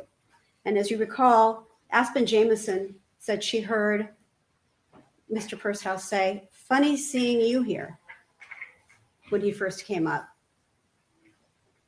And something along the lines of, "You fucking ruined my life."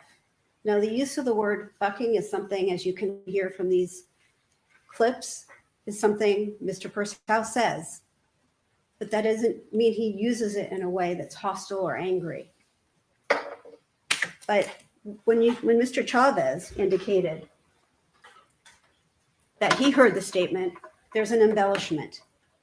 He claims to have heard, when he testified, he claimed to have heard Gareth Pursehouse call Amie Harwick a bitch. Now, when confronted about that statement on cross-examination, Hernando Chavez admitted that previously, on February 18th, 2020, when he was interviewed by detectives about what he observed at the XBiz Awards, he told detectives he did not hear Gareth call Amie a bitch. But suddenly, when it comes time to present testimony, it's a new recollection that he has. And these new recollections need to be looked at carefully because they're a way the prosecution can try to put their thumb on the scale by embellishing the facts. And we need to have a fair trial here. And that means the evidence offered by the prosecution needs to be examined critically. You can't just accept something someone says because they're saying it under oath, but you have to examine all the circumstances and whether they've made prior inconsistent statements and evaluating the veracity of their testimony.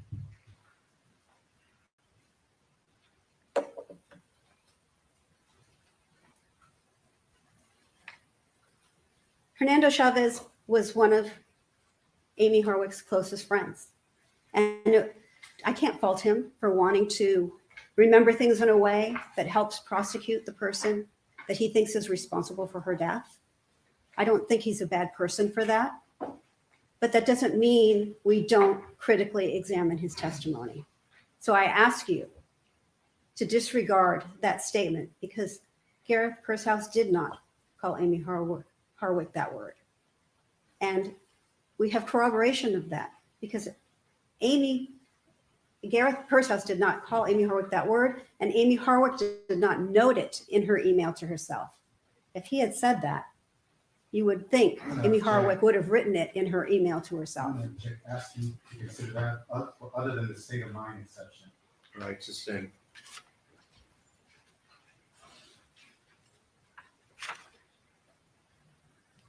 Another reason to doubt Mr. Chavez's testimony is his recollection of the second conversation that occurred at the XBiz Awards. You'll recall when he testified, he told us that he remembered after Amie and Gareth walked away from their table in the award ceremony, he went out and sat on a chair and watched the entire conversation. But the text messages between he and Amie Harwick show that is not what happened. This is defense C.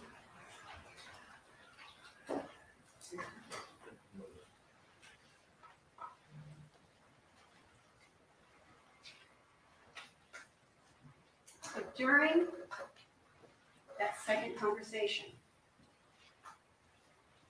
Amie Harwick texts Hernando Chavez and says, "I'm around to the right talking, I'm okay." And he sends the hand emojis. And then follows up at 11:39, about 15 minutes later, still talking. If you were sitting there watching them, you wouldn't have to ask. And she says yes. And he responds, "Okay, I'll be floating around. I'll walk you to your car." So he's off floating around while Amie and Gareth are talking. And then he says, "Let me know when you're ready." And she says, "Okay, just a few min, almost done." And then he asks where she is. "Are you downstairs or upstairs? Where should I head towards?" And then she tells him where to find her. And that's because he was not sitting there watching. His recollection cannot be trusted.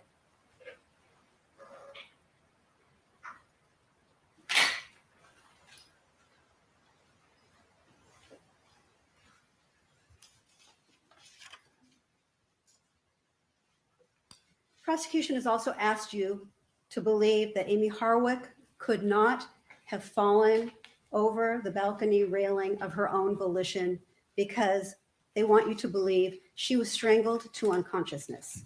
However, the evidence does not support that interpretation of what happened.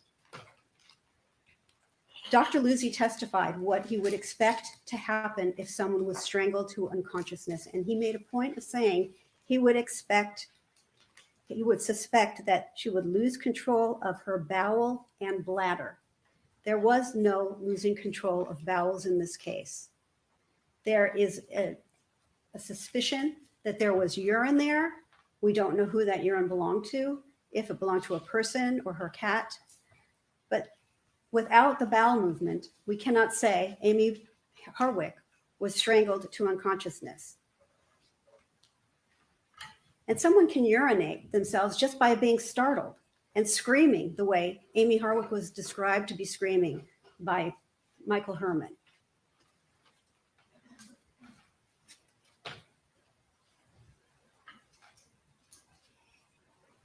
Dr. Luzzi said it takes 15 to 20 seconds for someone to lose consciousness if they're strangled. Michael Herman says he was downstairs listening to what happened. And during the trial, for the first time, Michael Herman testified that it became eerily silent after he heard choking sounds. All of Michael Herman's prior statements indicated all he heard was Amie Harwick constantly screaming, that there were no moments of quiet. But by trial, his testimony changed, and suddenly there was an eerie silence, which we're supposed to assume meant she was unconscious. But ladies and gentlemen, that is not what happened. Amie Harwick was conscious and screaming the entire time.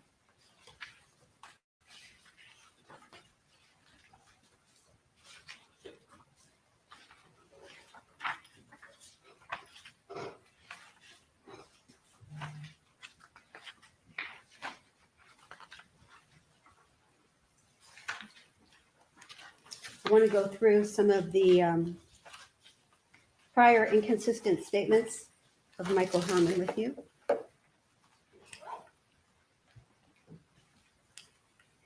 This is from Exhibit 28.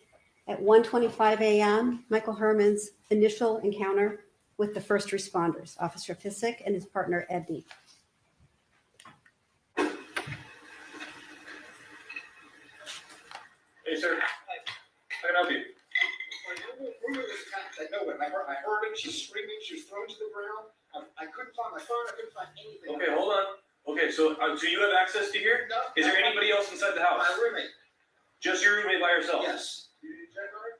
Dude, I heard screaming. I don't know if that guy had a gun or a knife. I came running trying to. I couldn't find my phone or So is anything. there somebody else inside? Yes. So I think there's. Okay, sir, do me a favor. Do me a favor. Calm down. Calm down. Other than your roommate, is there anybody else inside the house? I don't know. I don't know. So you didn't scare her. No, I just heard her screaming. I found her. Got thrown to the ground. I've been calling for her. If there's windows open, he's answering nothing. Yeah, let's get an additional unit. It's not building search. Yeah, I know, but.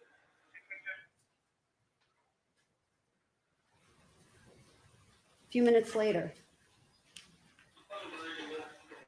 What's going on? My roommate got attacked. She attacked or? Yes, I heard her screaming. I was dead asleep. I couldn't find my phone. I couldn't find her wife. I couldn't find anything. I ran to go to the neighbors. Nobody's answering the door. Yeah. Does she have a boyfriend that's here? No, she doesn't have a boyfriend. The last I heard, she saw a guy who she had a restraining order against a long time ago. She saw him at a conference somewhere. Was there anybody else here? Not that I know of. Well, there was, obviously, but I mean, I didn't know they were. Or could she have fallen? No, dude, I heard screaming. I heard screaming in the house for a long bit, like as I'm looking for everything. Like she's screaming the whole time, and I couldn't find anything. It was upstairs. She didn't fall. Trust me. I would have seen her when I came out. I came out this way to hop the fence to try and get help. Yep. Yeah, I see him. Did you hear any other voices other than hers?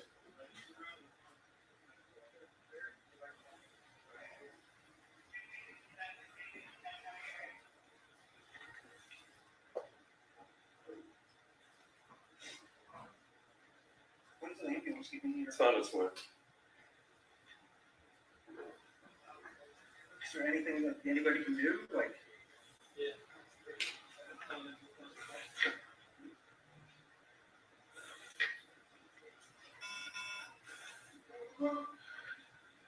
because of a head injury and we're not trained, and I don't know if there's neck injury.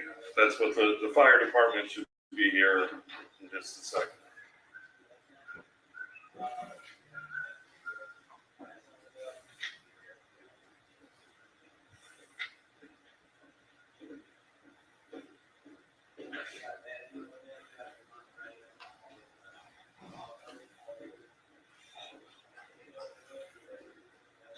What was she screaming?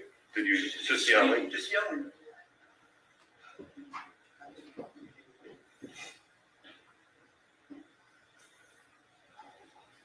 And then the officers found her out here? Yes. Like I this? went Yeah. to her back, like, to get back in, and she was laying there.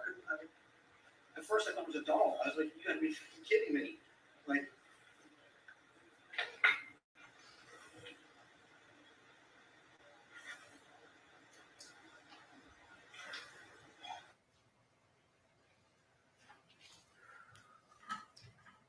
And then at 2:09 a.m. she was yelling for me the whole time. I'm looking for a weapon, I'm trying to find my phone. Yeah. Then I checked, Amie, yelling, and then you're looking for us, and I run out the back door, and they're still screaming the whole time. I'm telling you, it sounded like a struggle. Like, I just didn't know how many, and like, I just didn't want to just take it. But, At 2:09 a.m. she was still upstairs yelling when I ran out. Right.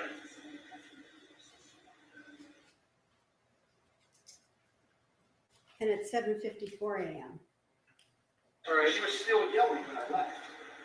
Okay, she was yelling the whole time, telling me, that's why I knew. I knew that there was somebody else in here. Okay, now this is kind of strange, but can you yell? What did it sound like to you?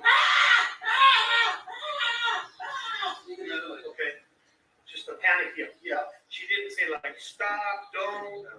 She didn't yell a name, nothing, was words. It was just the sounds, the sounds of screams. Okay. And so, Just the sounds of screams. No choking, no moments of silence. She was screaming the whole time. And then at 9:41 a.m. at the LAPD station. Oh, no, for that 7:55 a.m. I'm sorry. How far are you when you can't hear the screaming? I don't know. I just heard the noise still left the door. When you left the door, I just as it was like coming out, I still hear it. You still hear the scream. and when you're And then at the station at 9:41 a.m. Oops.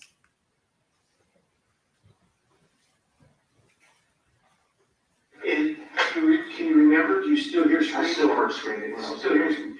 Yeah, and we're at the house. Because when I was yelling, because when I was leaving, I yelled up there, hey, motherfucker, like really loud, because I wanted her to think I was going upstairs, so maybe he'd like stop and run.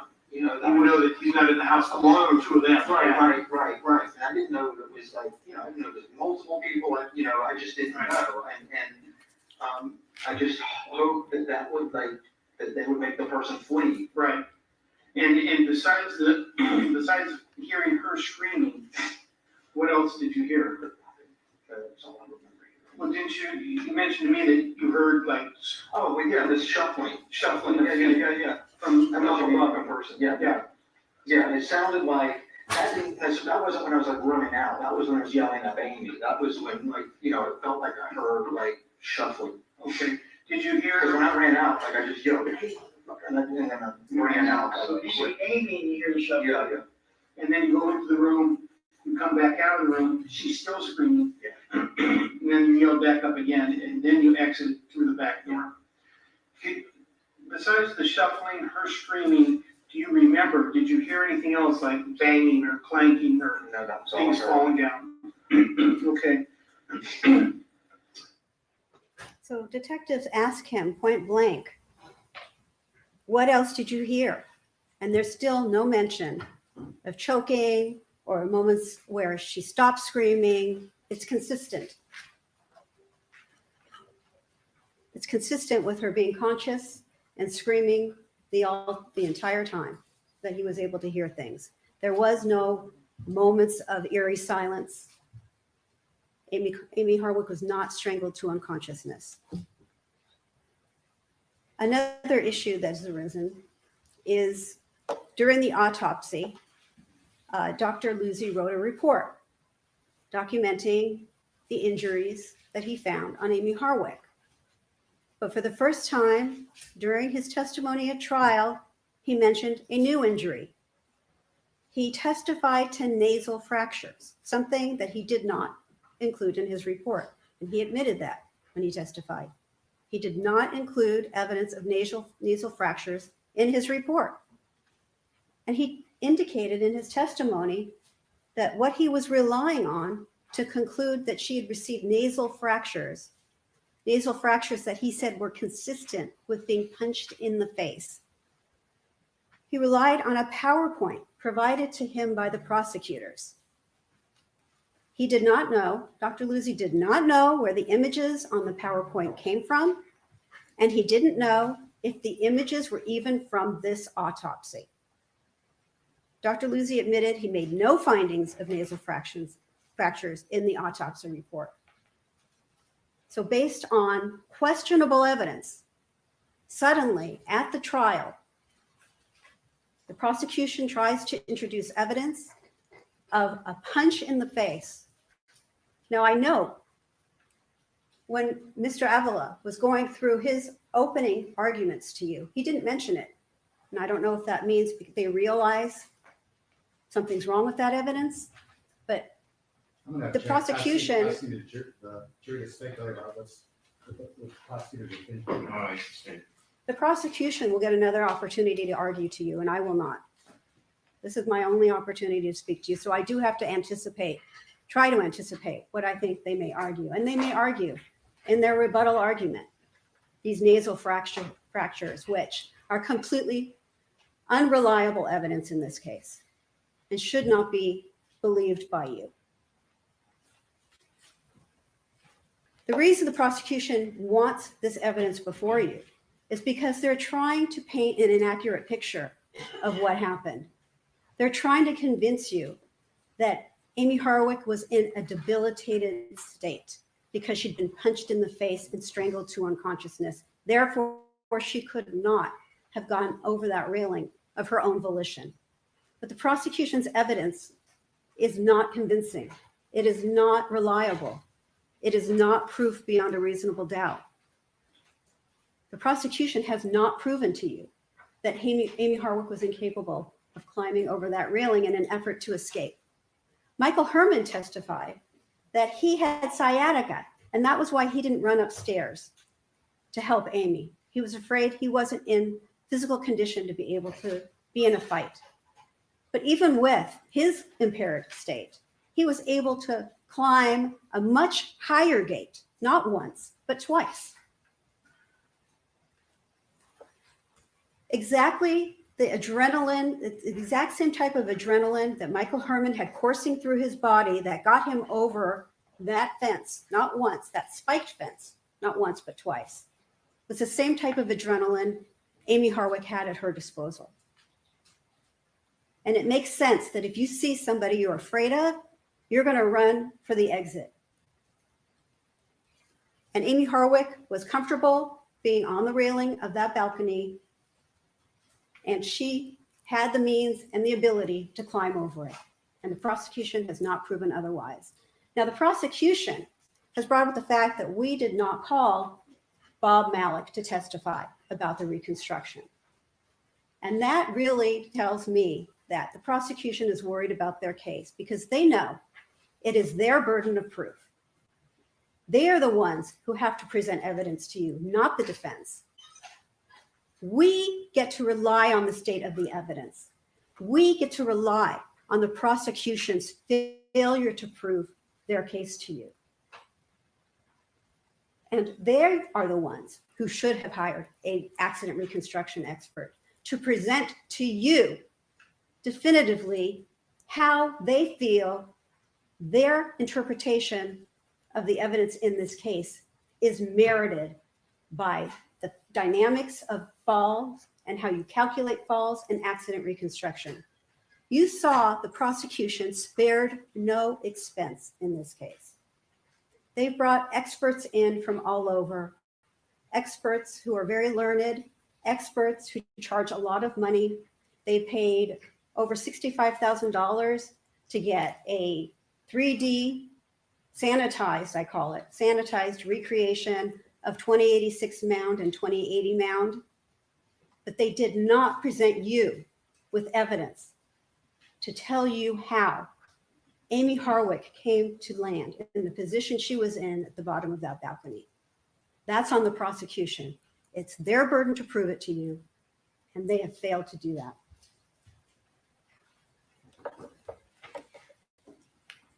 I forgot to also mention one other fallacy, a couple other fallacies about the autopsy and the signs of the beating to the face. If Amie Harwick had been punched in the face and received those nasal fractures, there would have been blood.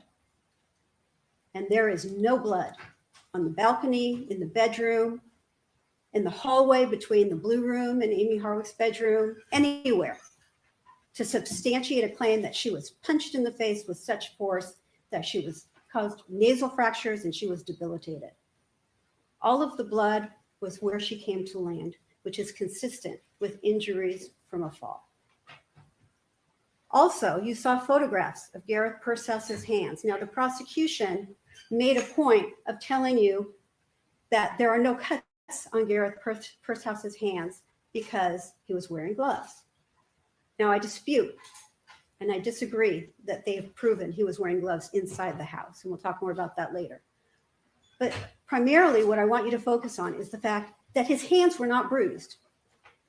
If he is punching somebody with such force to cause nasal fractures, you would see bruising to his hands, and there was no bruising to substantiate that type of assaultive injuries. Gloves would not protect you from those types of bruises. Gloves would not protect your hands from showing signs of hitting somebody with enough force to break their nasal cavity.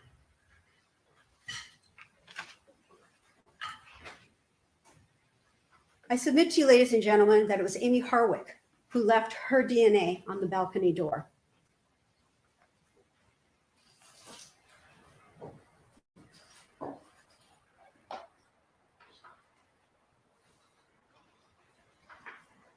I'm showing you People's Exhibit 93. You'll remember Nick Sanchez, I believe, was the witness who testified about collecting a swab, collecting biological evidence from this area. And we asked him to tell us where it was collected from. Showing you B. And you can't see on this photograph, he said, where it was collected from. But he claimed it was to the right of this little measurement device, this ruler.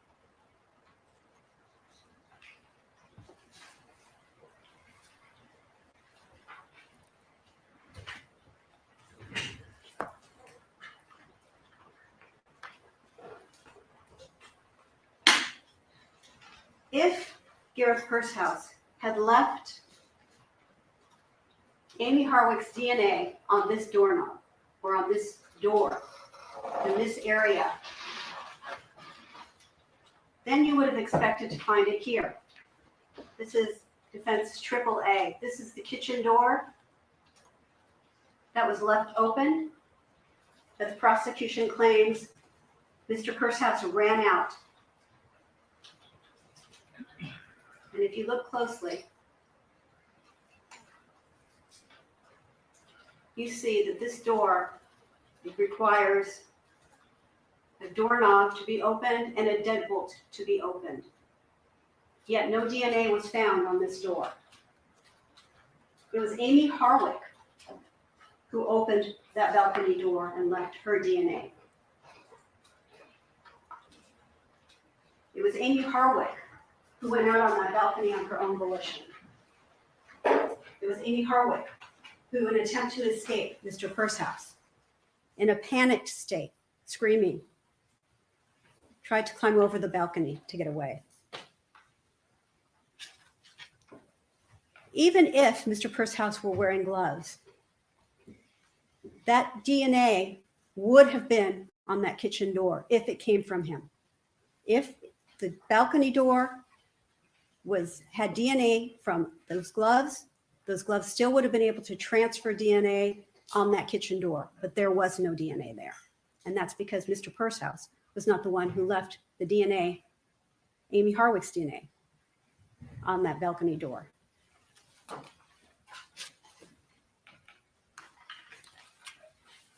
prosecution has a theory they're trying to convince you of, that this nicotine syringe was intended to be used as a weapon. That it was intended to be used as a weapon by Gareth Pursehouse against Amie Harwick. There are several problems with that theory.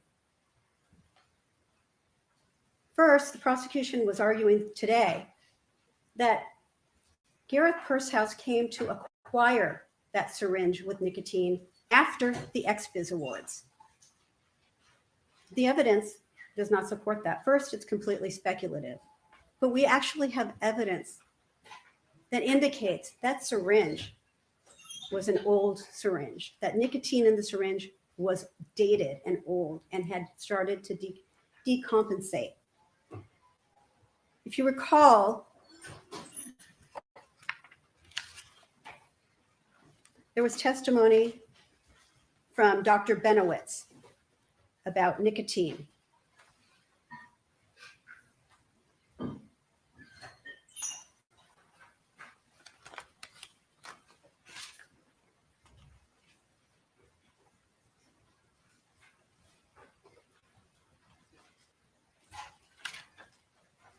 Dr. Benowitz testified that nicotine is a clear substance.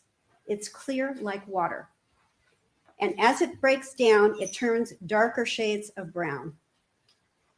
Here, this nicotine had turned so brown, it was mistaken to be tar heroin by the officers who responded to 2086 Mound. That's how brown this clear liquid had turned.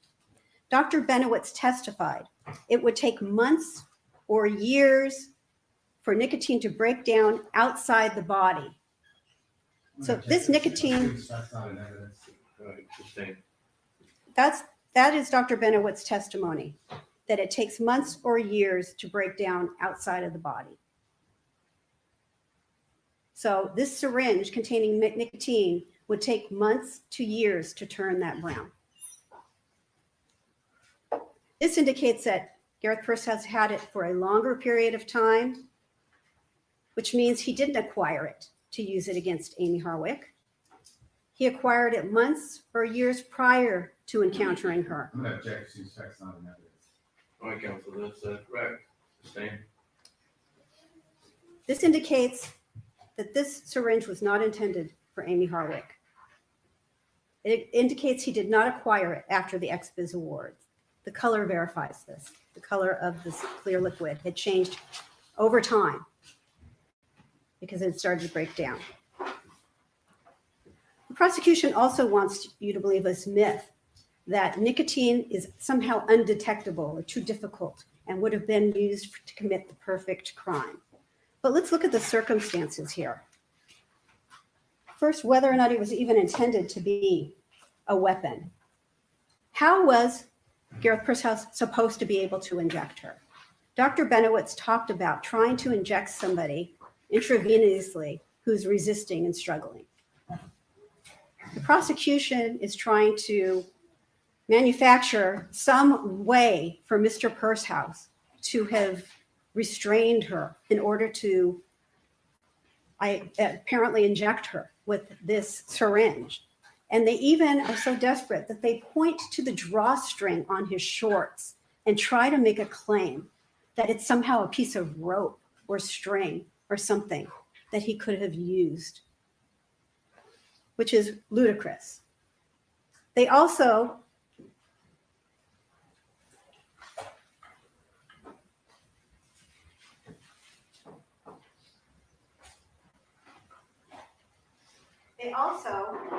collected this piece of evidence on Ivar Street behind that empty lot where we saw those trash cans lined up.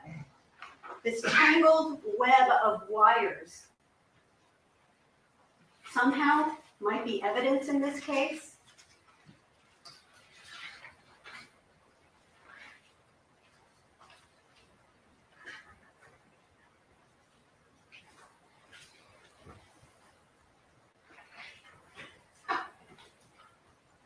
Is their theory that he was going to untangle this mass of wires and somehow use it? No, Jim, this states the arguments made. It's ludicrous. This syringe was not to be used on Amie Harwick.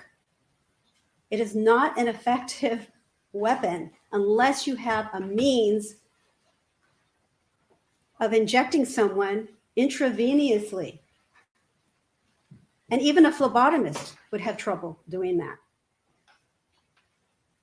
I know when my daughter was 3 years old and I had to take her to the doctor for routine immunization, it took 3 grown adults to restrain her in order to get a shot. Now, I mean, maybe that's not politically correct anymore to admit that you physically restrained your child, but that was the reality.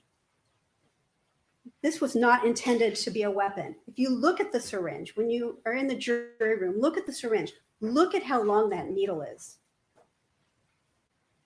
The syringe wasn't even completely full. We have to assume that this was brought for some other purpose because it is not a weapon. If Mr.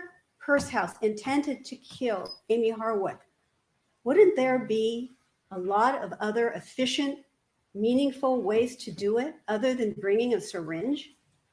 That syringe was intended for somebody else. We know that when Mr. Pursehouse was arrested and he was detained at the Twin Towers facility, he was put on suicide watch. We know that Dr. Benowitz acknowledged that if you do a Google search for nicotine, that you will see literature documenting the use of nicotine for suicide. Objection, pursuant to the court's order. Sustained. Dr. Benowitz testified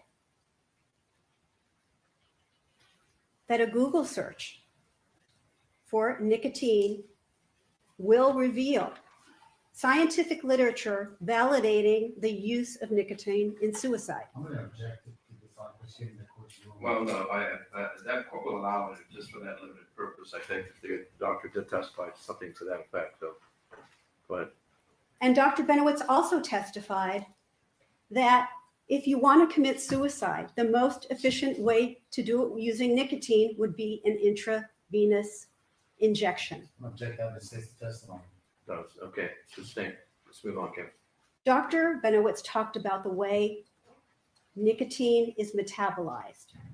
And he indicated that if someone tries to kill themselves ingesting nicotine orally, it is not an effective way because the way the nicotine is metabolized, it has to go through the stomach first.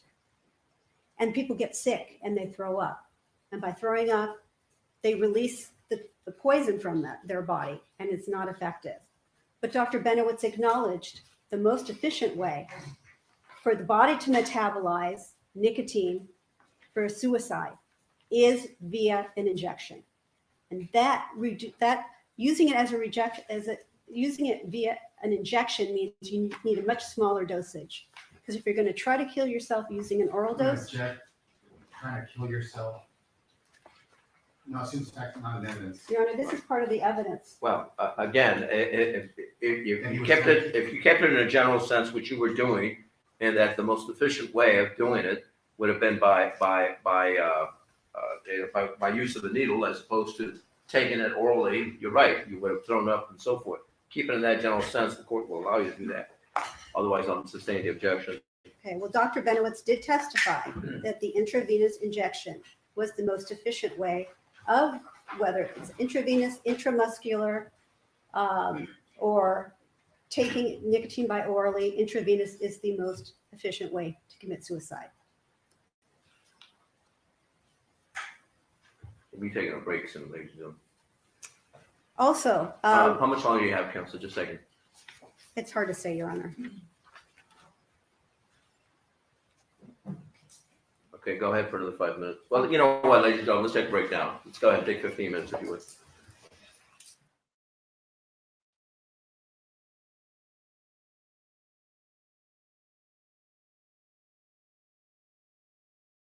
When you're having fun, apparently, I'm shocked. I just want to make one last point on the fallacy of this undetectable nicotine.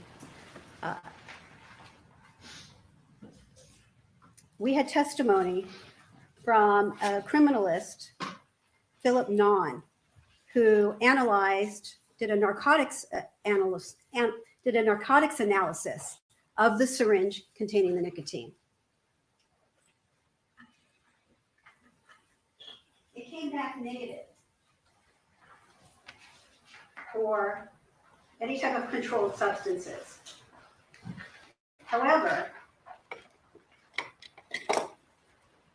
it was run through this GCMS machine, which compares unknown samples to a library, comparing chemical properties of an unknown substance to the chemical properties of known substances, which are preserved in a library.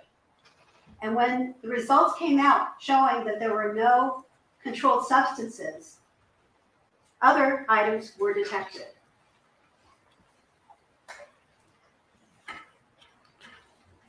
And we're going to look at the big numbers over here, to the right. And this is, I'm showing you defense NN. So the second library run shows nicotine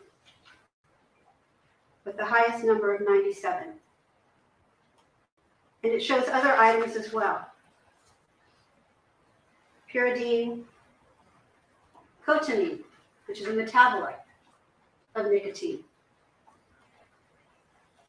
You can hardly say nicotine is an undetectable property when it is so easily discovered by the GCMS machine in its analysis when it was only looking for controlled substances. Now, Dr. Wu testified about his analysis of the nicotine. This nicotine was analyzed by a lot of people. Dr. Bradley, first after LAPD got this library result, you remember Guy Holloman, who's the supervisor of Philip Nahn at the LAPD lab, suggested that the FBI do the confirmation test to determine what, in fact, was in the syringe, since LAPD did not have a standard or a sample by which to compare the nicotine. So they don't do that. So they sent it to the FBI on Guy Holloman's recommendation, and it was confirmed because that's what it was. So this is not undetectable.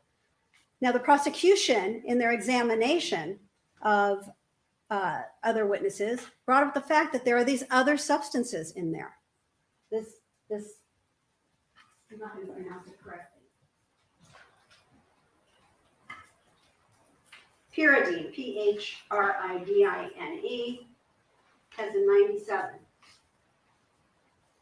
But Dr. Wu explained when he testified, they were only testing for nicotine. And rounding up, they found that the liquid in the syringe contained 87% nicotine. What was the other 13%? Well, it wasn't confirmed because Dr. Wu was only testing for nicotine, but this was not a pure sample. So 13% of the substance inside that nicotine is still unknown to us. But nicotine was detected, and I hope we can lay to rest the fallacy of nicotine being this undetectable substance. The prosecution introduced evidence that Mr. Pursehouse had on his computer or accessed via his computer a device, an external hard drive that had a file with the name Horphone on it.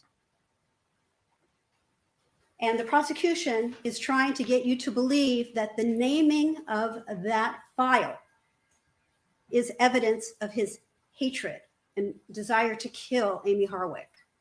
The problem with that is that the naming of that file was done in 2012 and has nothing to do with Mr. Purshouse's state of mind in 2020. There was a stipulation, and the second line of the stipulation says, the original path file name, which contains Corphone, was created in 2012. So that naming convention was in 2012 when Mr. Pursehouse and Amie Harwick split up and he believed she had cheated on him.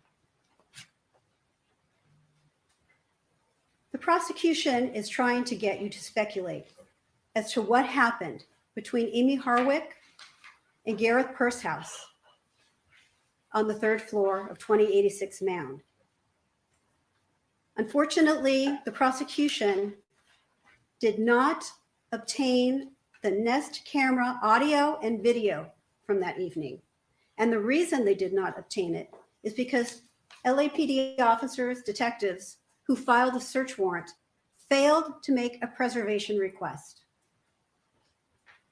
And Google only retains Nest video for 5 days on the type of account Amie Harwick had.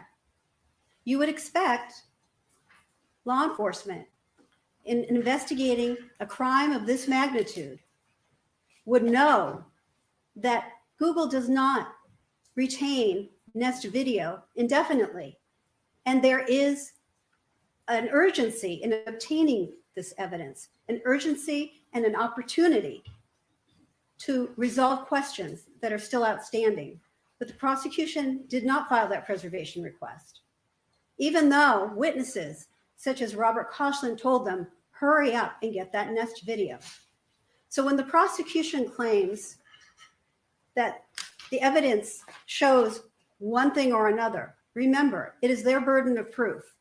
And if the Nest video would have resolved some of these issues, the failure to get that evidence is on the prosecution. And any of ambiguities as a result of the loss of that evidence should be resolved in favor of the defense. I'd like to talk to you a bit about some of the jury instructions that you're going to have, and you've already been instructed on.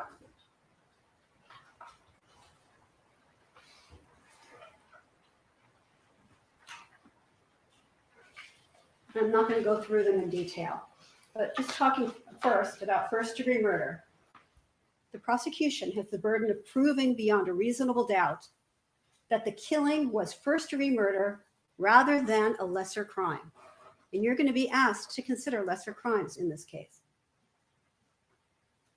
If the people have not met this burden, you must find the defendant not guilty of first-degree murder, and the murder is second-degree murder. Continuing on first-degree murder, deliberation and premeditation. These are the things that the prosecution must prove in order for there to be a finding of first-degree murder. The prosecution must prove that the defendant acted willfully, deliberately, and with premeditation. Willfully means he intended to kill. The prosecution has not established that Mr. Pursehouse went to 2086 Mound with the intention to kill Amie Harwick. That he, that misstates the law. deliberately, that the defendant carefully weighed the considerations for, I'm sorry, that should be and, against his choice, and knowing the consequences, decided to kill. And premeditation, if he decided to kill before completing the acts that caused death.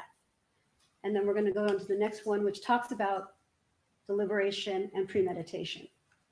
And this is important because a decision to kill made rashly, impulsively, or without careful consideration is not deliberate and premeditated.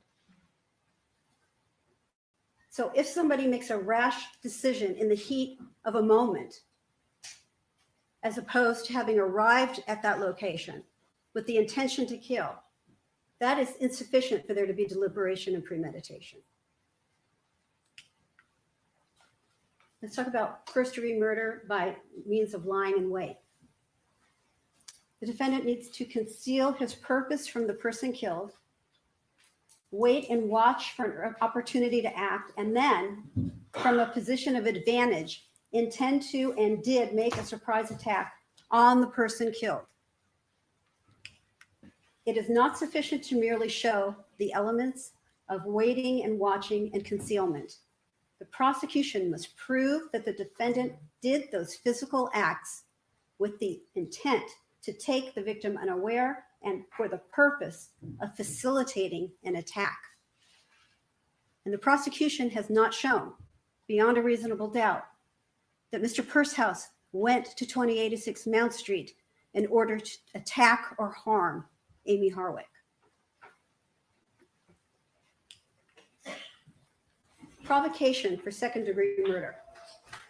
Provocation reduces a murder from first degree to second degree when provocation raises a reasonable doubt about premeditation or deliberation. If you conclude the defendant committed murder but was provoked, consider the provocation in deciding whether the crime was first or second degree murder. And let me say this. Provocation is not defined as that does not require that the person provoked be provoked in a way which requires them to act in self-defense. The type of provocation we're talking about is any type of provocation that causes someone to get into an emotional state that disrupts their ability to premeditate and to deliberate. And going back to the deliberation, deliberation requires that someone carefully weigh the considerations for and against his choice, and knowing the consequence, decide to kill. So someone who acts under the heat of a moment, as opposed to somebody who actually premeditates willfully and deliberately, is not first-degree murder.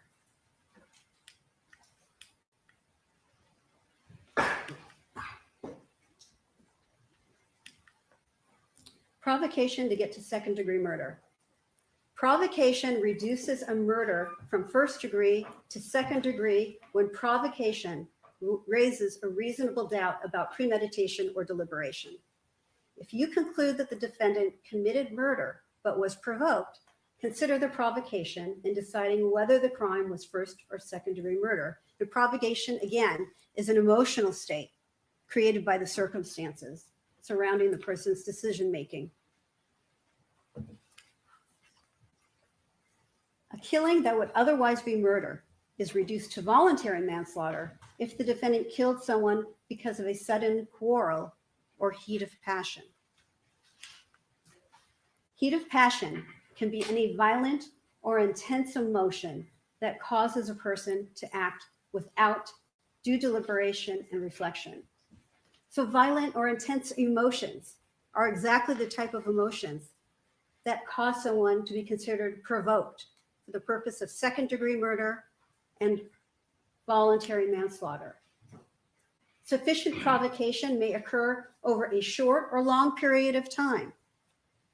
So in determining whether Gareth Pursehouse was suffering under the type of emotional strain and emotional state of being that predated running into Amie Harwick, you can consider the totality of the years of burden he was carrying, all of the years of emotions he was carrying, and deciding his mental state and finding that there was provocation in this case. Well, sufficient provocation can occur over a short or long period of time, and you're entitled to consider his state of mind as he explained it to Amie Harwick in their text messages exchange. Object using the state of mind again as actual evidence of defendant's intent. This is thing. prosecution has the burden of proving beyond a reasonable doubt that the defendant did not kill as the result of a sudden quarrel or in the heat of passion. If the prosecution has not met this burden, you must find the defendant not guilty of murder. You do not, regarding the lying in wait special circumstance, you do not need to even consider the special circumstance allegation if you find the defendant not guilty of first-degree murder and guilty of second-degree murder and voluntary manslaughter.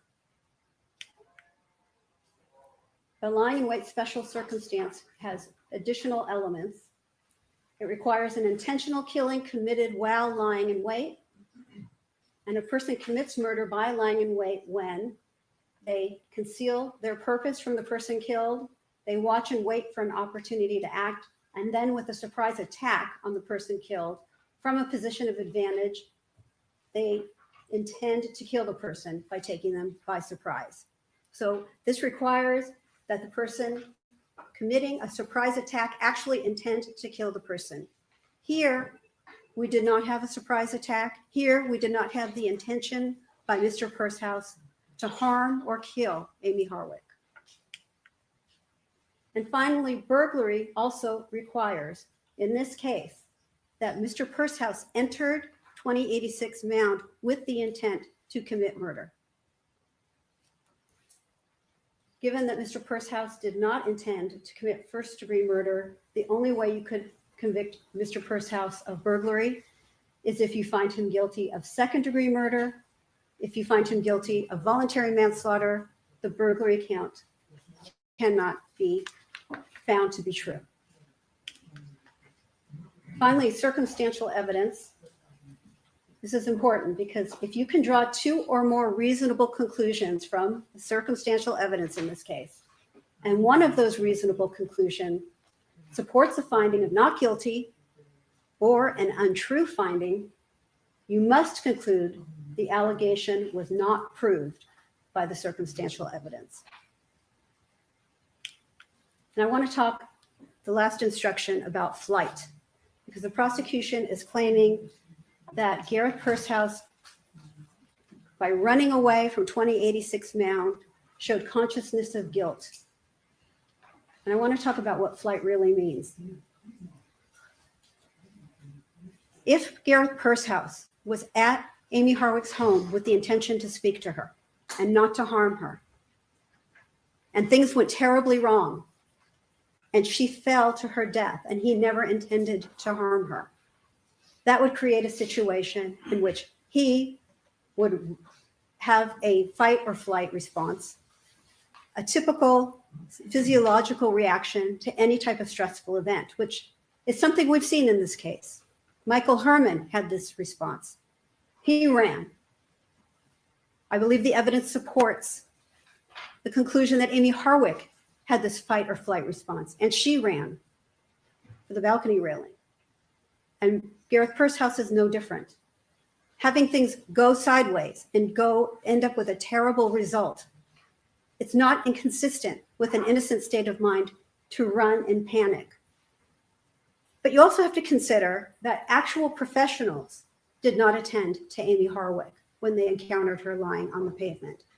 Actual professionals who were trained, LAPD officers, did not attend to Amie Harwick in a way to try to help with her injuries, because the injuries were so severe that no layperson could do anything. And even the paramedics acted very deliberately and cautiously in treating Amie Harwick.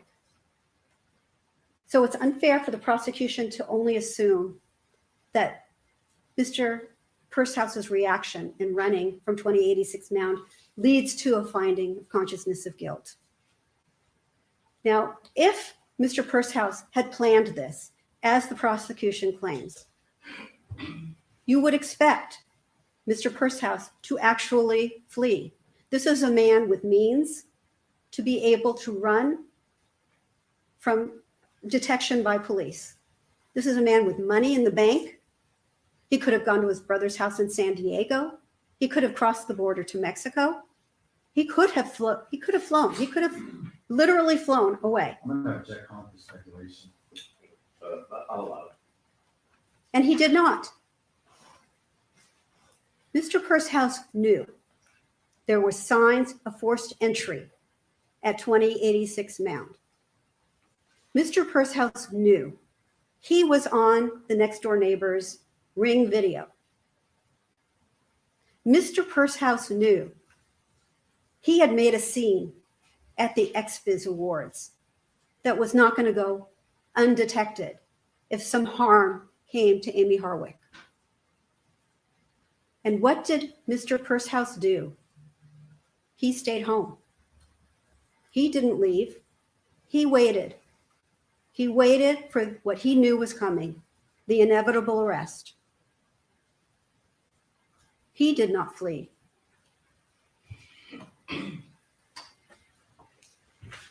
Not only that, the prosecution is claiming they found evidence in his home to tie him to what happened at 2086 Mound. They found a syringe, the same type of syringe, in the kitchen. They found gloves, which they say to you today may be the same gloves.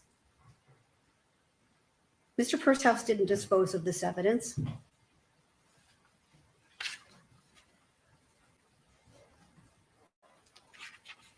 If Gareth Pursehouse' plan all along was to kill Amie Harwick, wouldn't you expect him to try to evade the authorities instead of staying home, making no attempt to flee, no attempt to escape? He stayed home at the address on his driver's license where he was arrested.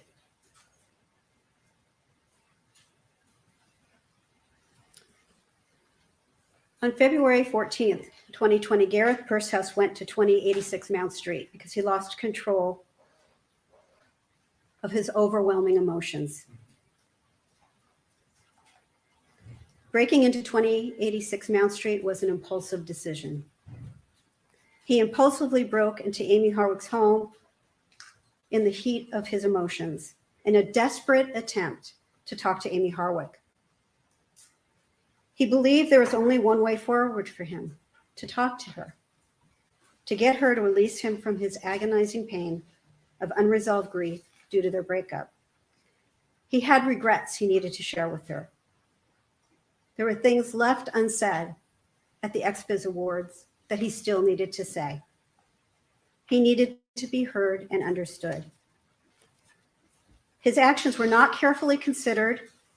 Instead, his actions were the result of rash, impulsive, and erratic thoughts brought to the forefront by his emotional state. Her death was never his goal. Her death would not alleviate his pain. He needed to talk to her. The intensity of his devotion to her was terrifying to him. We agree, Gareth Pursehouse had no business being in her home, but that doesn't mean he is guilty of first-degree murder or of lying in wait or the lying in wait special circumstance. What likely happened that night is that when Gareth was in the house, Amie came home, and we don't know what time she came home. We don't know what time she arrived at 2086 Mound, and we don't know what time she walked in. All we know is she got a text message about 1:02, 1:01 a.m. But we don't know where she was exactly when she got that message. We do know her phone was on her bed. We don't know where in her house Gareth Pursehouse was at that time when she was on the third floor. We don't know if he was downstairs and came up the main stairwell to the third floor. We don't know if he was already on the third floor. Nest camera video would have been helpful to make that determination, but we don't have that. Michael Herman testified that he awoke to the sound of Amie screaming. And at first he thought it was a mouse. The screaming didn't stop, so he started to wonder something was wrong. So the only other time he'd heard someone scream like that is when somebody had seen a mouse. So he screams out as loud as he can, "Amie!" And then he says things change. Before, her screams were staying in one place. She wasn't being jostled. There was no movement.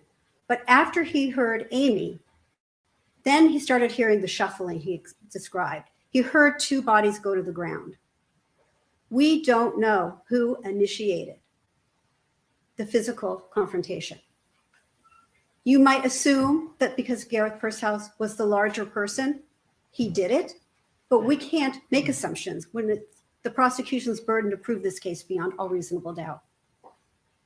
It is just as likely, if not likelier, that after Amie had spoken to Michael Herman about this person, about increasing security in her home, and making Michael Herman aware that this person might be somebody that to be concerned about, that they came up, that it was in her mind at least, that Michael Herman, by shouting up Amie, was on his way to come render her assistance. And she preemptively attacked Gareth Pursehouse in order to subdue him because she was afraid of him. Without an opportunity to know why he came, she preemptively attacked him. A struggle resulted from this interaction. We don't know how it began exactly, but we do know that she was screaming for quite some time, minutes, Michael Herman said, while he fumbled around before he screamed up Amie. And if Gareth Pursehouse had intended to attack Amie Harwick, why wait while she screamed? Why not attack her immediately? And the answer to that is because he didn't intend to attack her. Her screams, her fear, it's an understandable response. But that does not mean Gareth Pursehouse had any intention to harm her.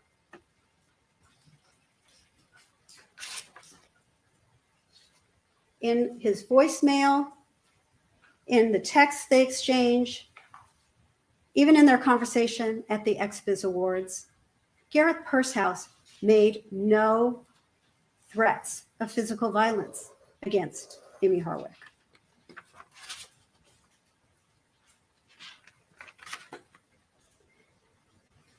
The fact is that he was triggered by this series of events, triggered to the point where he felt he had no choice but to go to 2086 Mount Street to show Amie Harwick in the most dramatic fashion he could. His pain was real, and convince her he needed to speak to her. The evidence unequivocally shows that Gareth Pursehouse was a man in crisis. He was struggling. He was struggling to deal with the emotional fallout he was grappling with in the years after his breakup with Amie Harwick. And when he saw her at the XBiz Awards, that dam he had built to try to repress all of his pain and all of his emotions, that dam burst and the floodwaters were released. And he could no longer control the tsunami of his emotions. Prosecution has not proven that Gareth Pursehouse went there to kill or harm Amie Harwick. The prosecution has not proven he deliberately caused her to fall over the balcony railing.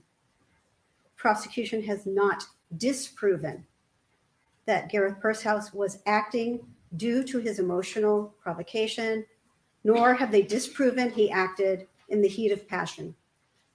For these reasons, we ask you to return a just and proper verdict in this case.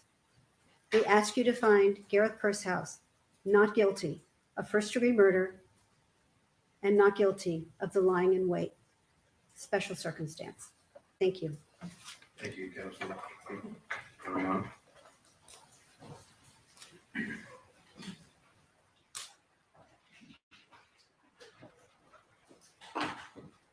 Ladies and gentlemen, if this is over a little bit, is that a problem? Just so we can finish today? Is that all right? Okay, go ahead. Thank you. Yes. I promise I won't speak for as long as Ms. Ferguson Lev or Mr. Avila. So I'll get you out of here as soon as possible. Now, as Ms. Bernstein Lev gives her closing argument, I want to remind you, jurors, that during opening statement, when Mr. Frenzel gave his opening statement, he gave a pretty different story of what you were going to hear during this trial. He stated that during this case, Opening statement is not evidence. Overruled, counsel, you may continue. Like I said, during his opening statement, he stated that the defendant went over to Amie's house with the intent to kill himself. And that when a struggle ensued, Amie, on her own volition, climbed over a 3.5-foot balcony and fell to her death. Now, you heard a different story here by Miss Bernstein-Lev. And that story is Your Honor, I'm gonna that the object- defendant just, I'm going to object to the reference to suicide based on the court's prior rulings. Well, no, I think it cuts both ways. I'm gonna allow counsel to continue. now in this instance, when Ms. Bernstein-Lev gave her argument, you heard something different. She said that the defendant went to Amie's house out of a sense of desperation just to talk to her. And that it was Amie that physically initiated an aggressive struggle between the two of them, and that she climbed over the balcony and fell to her death. Now, what's important to note about these different versions of events that each of the defense attorneys has presented to you is that it's a story. That's all it is. A story concocted by the defense has absolutely no basis in fact. Or again, like I said, the different version of events the defense is giving you is simply that, a story. A story concocted by the defense with absolutely no basis in fact That's improper argument. and absolutely no. Concocted by the defense is improper argument. Well, you may take it as such, but in so many words, the prosecution's version of what occurred, I think, was also attacked by the defense in their closing. So you may continue. I'm going to try to finish my sentence one more time. Each version of the events the defense attorneys have given you is simply a story. A story concocted by the defense that has absolutely no basis in fact, nor is it supported by the evidence. Now, members of the jury, as jurors in this case, it's up to you to decide what happened in this case. You decide the facts based on the witnesses that you heard, based on the evidence that's been admitted, and based on what you heard throughout this entire trial. And then it's also your job to apply the law to the facts that you've determined. Now, I tell you that the evidence that you've heard throughout this trial establishes the prosecution's theory of this case.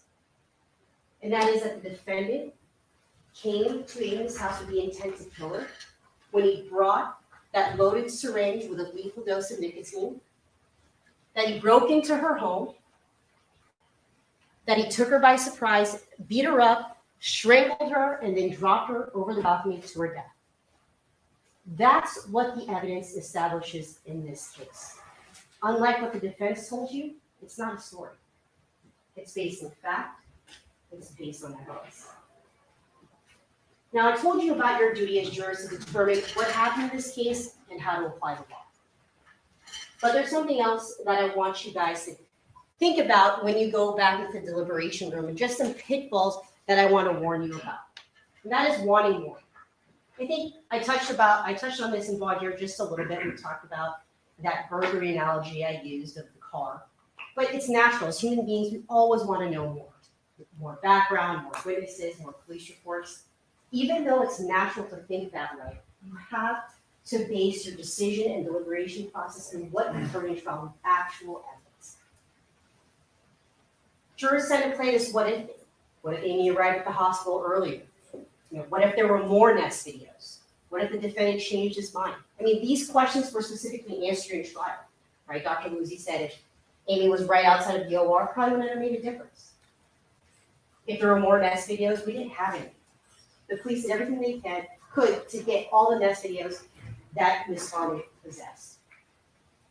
And based on the defendant's conduct before, during, and after the murder, he never changed his mind. But nonetheless, don't engage in that what if thing. Don't speculate. And we'll get to this later on in my argument, but that is exactly what Ms. Bernstein-Lev is having to do. Speculate, speculate, speculate. Based on misstatements on the law and misstatement of the evidence that you heard in actual trial. Don't make it personal. We all come from different backgrounds. We all have different unique experiences. And I think there's a tendency to think, if I were the victim, I would have done this. If I were the defendant, I would have done this. I caution you from doing that. Instead, again, listen to the evidence and base your decision on the evidence you've heard in trial. Refusing to deliberate with other jurors. Now, again, you can only come to a decision if all of you agree. So remember, this is a collaborative process. Now, I don't think that none of you or any of you would decide to not deliberate or get along, but remember to keep an open mind and respect each other's opinions. Using the possible doubt standard. Look, you can have some doubt about non-issues in this case. Again, there's always going to be unanswered questions. But do not hold us, Mr. Avila and I, to an impossible burden. Do not hold us to a burden that's beyond a shadow of doubt, beyond any imaginary doubt, because as the jury instructions specifically say, anything in life is subject to some possible or imaginary doubt. The standard of proof in this case is beyond a reasonable doubt. Verdict forms. They can be confusing, so I'm just going to touch on it really quick. It's just, if you find the defendant is guilty of burglary, you fill out that verdict form. You then have to decide whether or not there was a person present. If you find the defendant guilty of first-degree murder, you fill out that verdict form. And then you must determine whether or not the special circumstance of lying in wait is true or not true. Voluntary manslaughter, heat of passion. Now, there were some misstatements about what the law actually states in Ms. Bernstein and Leve's argument. So I'm going to go through this very carefully. The elements of this crime, the heat of passion, or a killing done in the heat of passion, is the following. 1, the defendant was provoked. 2, as a result of the provocation, the defendant acted rashly and under the influence of intense emotion that obscured his judgment. 3, that the provocation would have caused a person of average disposition to act rashly and without deliberation, that is from passion rather than judgment. Some key points I want to point out to you in regards to this specific jury instruction.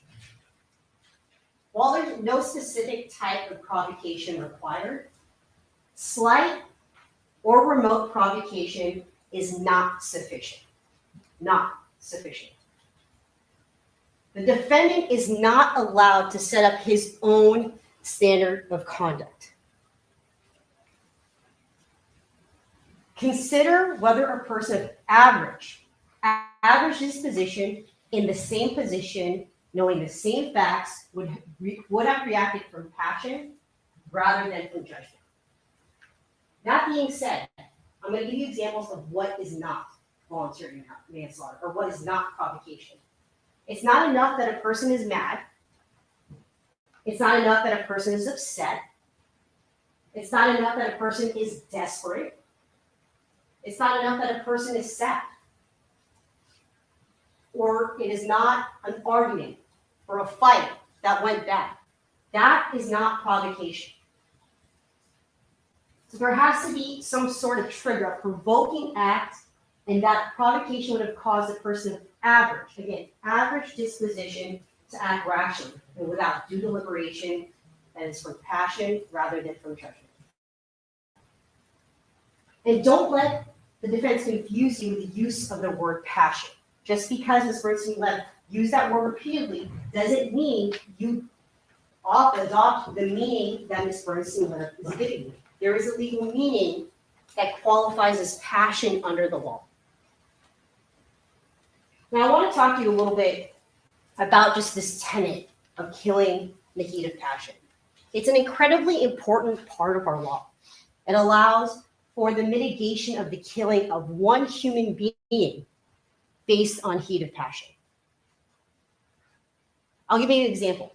Let's say walk in on your child being sexually assaulted and that person is killed.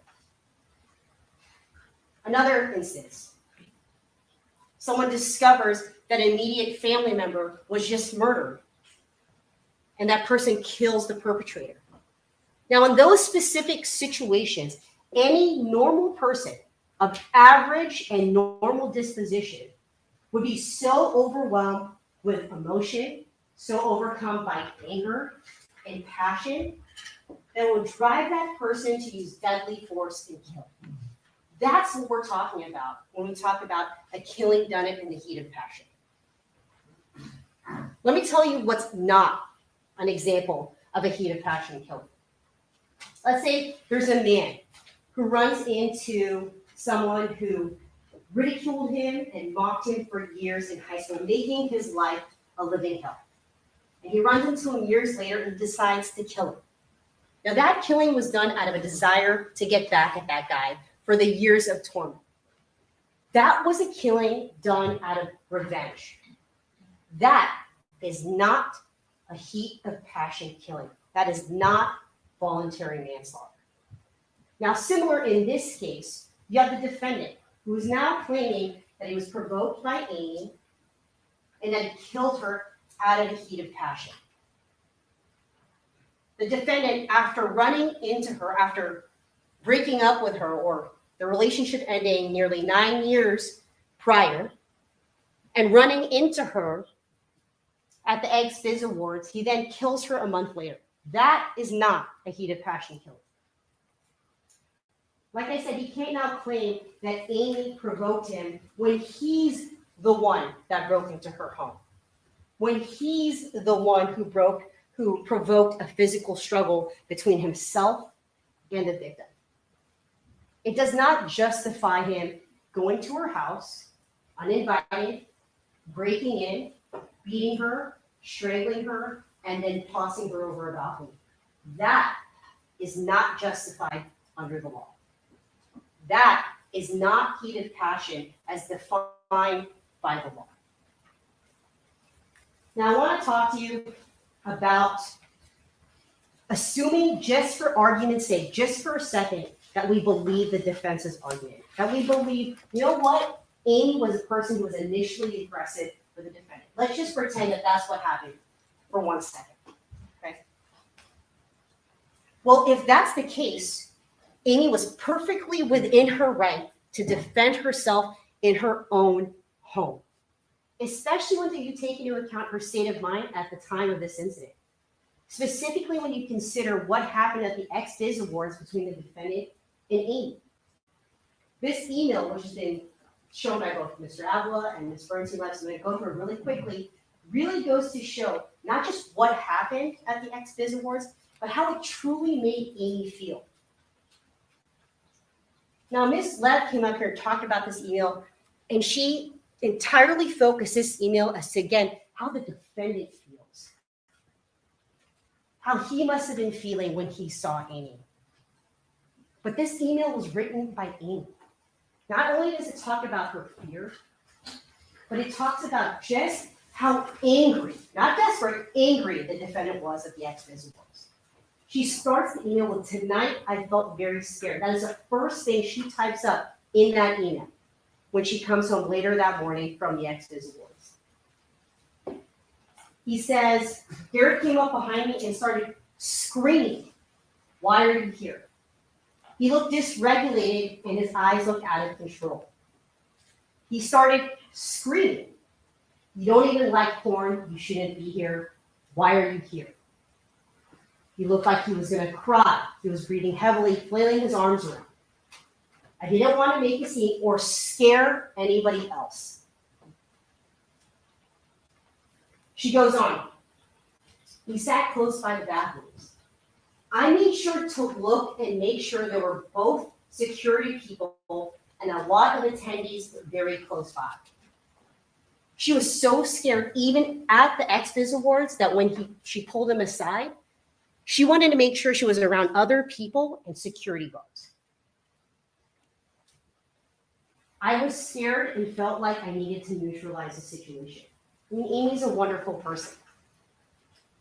Her ex-boyfriend from 8, nearly 9 years prior to that, is screaming at her, and she takes it upon herself to try to calm him down and neutralize the situation.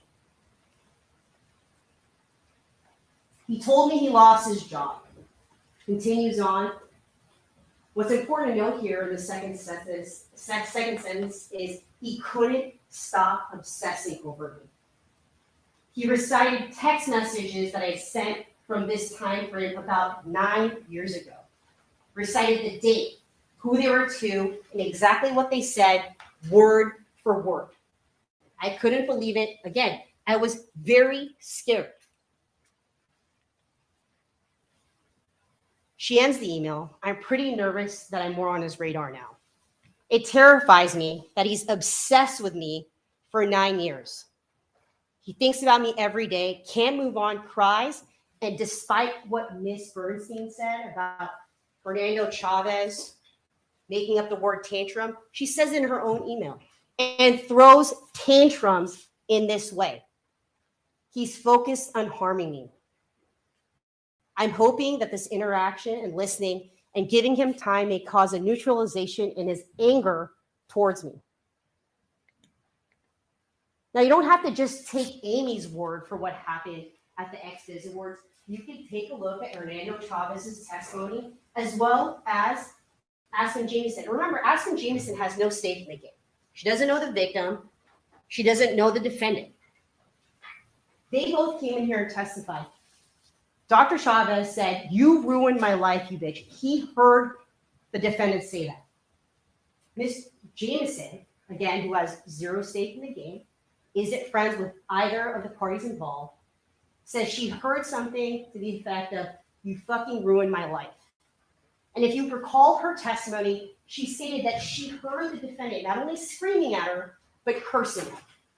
So that anger was definitely apparent. Now, like I said, this encounter at the XBiz Awards wasn't just a display of the defendant's anger, but really it demonstrated just how terrified Amie was of the defendant. And we know this based upon other things. Not only the encounter at the XBiz Awards scare Amie, but so did the repeated attempts by the defendant to contact her the very next day after the XBiz Awards, where the defendant admits to looking up her phone number and finding her. He then texts her. Amie, being nice, tries to neutralize the situation as she did at the awards, so that God made a chance to speak. Sounds like we both need to express and hear some things from the other person. The defendant goes on to say, "Not sure if you're done." Because you said, "How do we finish this now last night? But if we can meet again." He wants to see her again. And how does Amie react? Amie, again, takes a very neutral position in trying to calm the defendant down. I think it was really good that we were able to speak last night. I'm sure there's a lot more that you want to process and say to me, but I think that was a lot for both of us. I hope you were able to hear me last night when I said that I was sorry for anything that caused you suffering, and that I forgive you for the things that you did to me. I think right now it's best to have some space, and I don't mean that in a negative way. The past is sad and triggering for both of us. I think we ended our talk last night well. We can be civil from a distance, respect each other, and move forward with our own lives. Amie politely tells him that she doesn't want to communicate with him anymore, that she doesn't want him back in her life. But the defendant doesn't take a hint. He doesn't take no for an answer. He again texts her 2 hours later.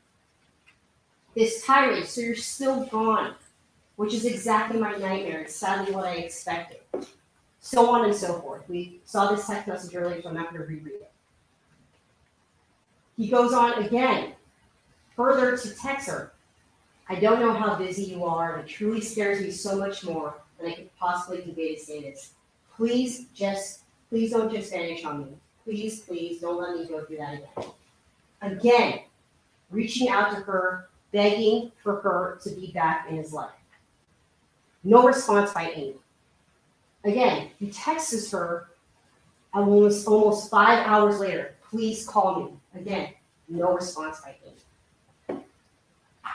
The next day, he even leaves a voicemail for Amie. Again, also Amie decides not to respond. She's done. She wants no more contact with the defendant. And this repeated effort by the defendant to reach out to her only further scares her more. And you know this from all of the conversations she had with her friends. She tells Renato Chavez that Gareth found her number online and messaged her. She says, I told him I didn't want to talk and wished him the best, but his response was still obsessive and scared.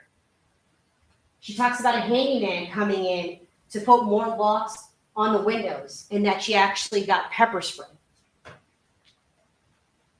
She said that he sounds unstable because he keeps texting her. She talks to Robert Koshler, who she also describes to him about running into the defendant at the ex-Biz Awards, about how he acted really crazy and how he's obsessed with her. She ends the text message by saying, I took safety measures today, or realistically scared for my safety. My anxiety isn't bad now. I just realistically think something could happen to me. During her dinner and walk with Sarah Rollins, she specifically tells her, and you heard her testify, that Amie was scared of what he might do to harm her or her clients. She texts Marcy Mendoza, I had to block Gareth. He continues to message me after I told him I did not want to have contact. He even said that you sent your psychic energy to control the Star Trek episode that he's watching that reminded him of me. This is really scary. Do you notice the word scary or the word scared? How many times has Amie used that to describe the defendant's conduct?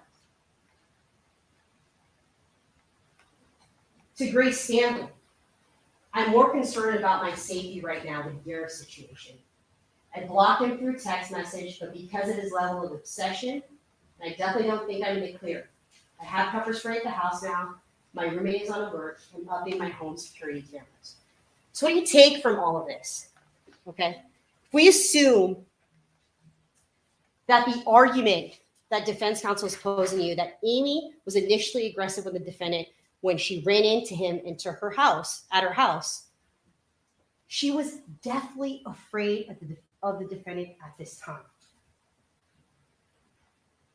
So it's no shock that she was unhappy to see him when she goes up the stairs and sees him waiting in this dark TV media room for her and takes her by surprise. She made very clear that she wanted nothing to do with him, didn't want to see him, and wanted absolutely no contact with him. And she's terrified of him. And that's what she sees when she comes home at around 1 a.m. on Valentine's Day to see the defendant, 6'4", 230, fit and buff, standing or sitting or waiting for her in that dark TV media room. How do you think she's going to react? She's absolutely entitled to defend herself in her own home. The defendant's obsession with Amie does not justify his actions. His renewed anger towards her when seeing her at the ex-Biz Awards doesn't justify his actions. And his intense desire to have Amie back in his life also doesn't justify his actions. Now, members of the jury, I want to talk to you about heated passion in this last sentencing. Is that based on everything I told you, the defendant can't now claim that he killed Amie in a heat of passion, that Amie provoked him. He cannot create his own standard of conduct. But when it was him that broke into her home, took her by surprise, beat her up, strangled her, and then killed her. That is not how the law of voluntary manslaughter works. I want to talk to you about provocation. Now, provocation can indeed reduce murder from first degree to second degree. But in this instance, the evidence establishes that there's no provocation in this case. Now, I've discussed provocation in the context of voluntary manslaughter, but now I want to talk about provocation in the context of the crime of murder. And there's just simply no provocation in this instance. In fact, the evidence establishes that not only was there no provocation, but the defendant acted with intent to kill Amie. And he did so with premeditation and deliberation. So there can't be provocation here. The defendant planned this. He prepared for this. He intended to kill her all along. Now, the defense will have you believe, again, that Amie, on her own volition, climbed over this balcony to get away from the defendant. And during trial, they alluded to some damage on the awning, that perhaps she tried to reach underneath that awning to leverage herself and scale down to a third-story building. Look, you've heard a lot of things about Amie in this trial. She's smart. She's intelligent. She's beautiful. She's a therapist. She has her PhD. She's admittedly fit and athletic. But what you didn't hear is that Amie Harwick is spiraling. And I say this not to be funny, but because that's exactly what the defense will have you believe.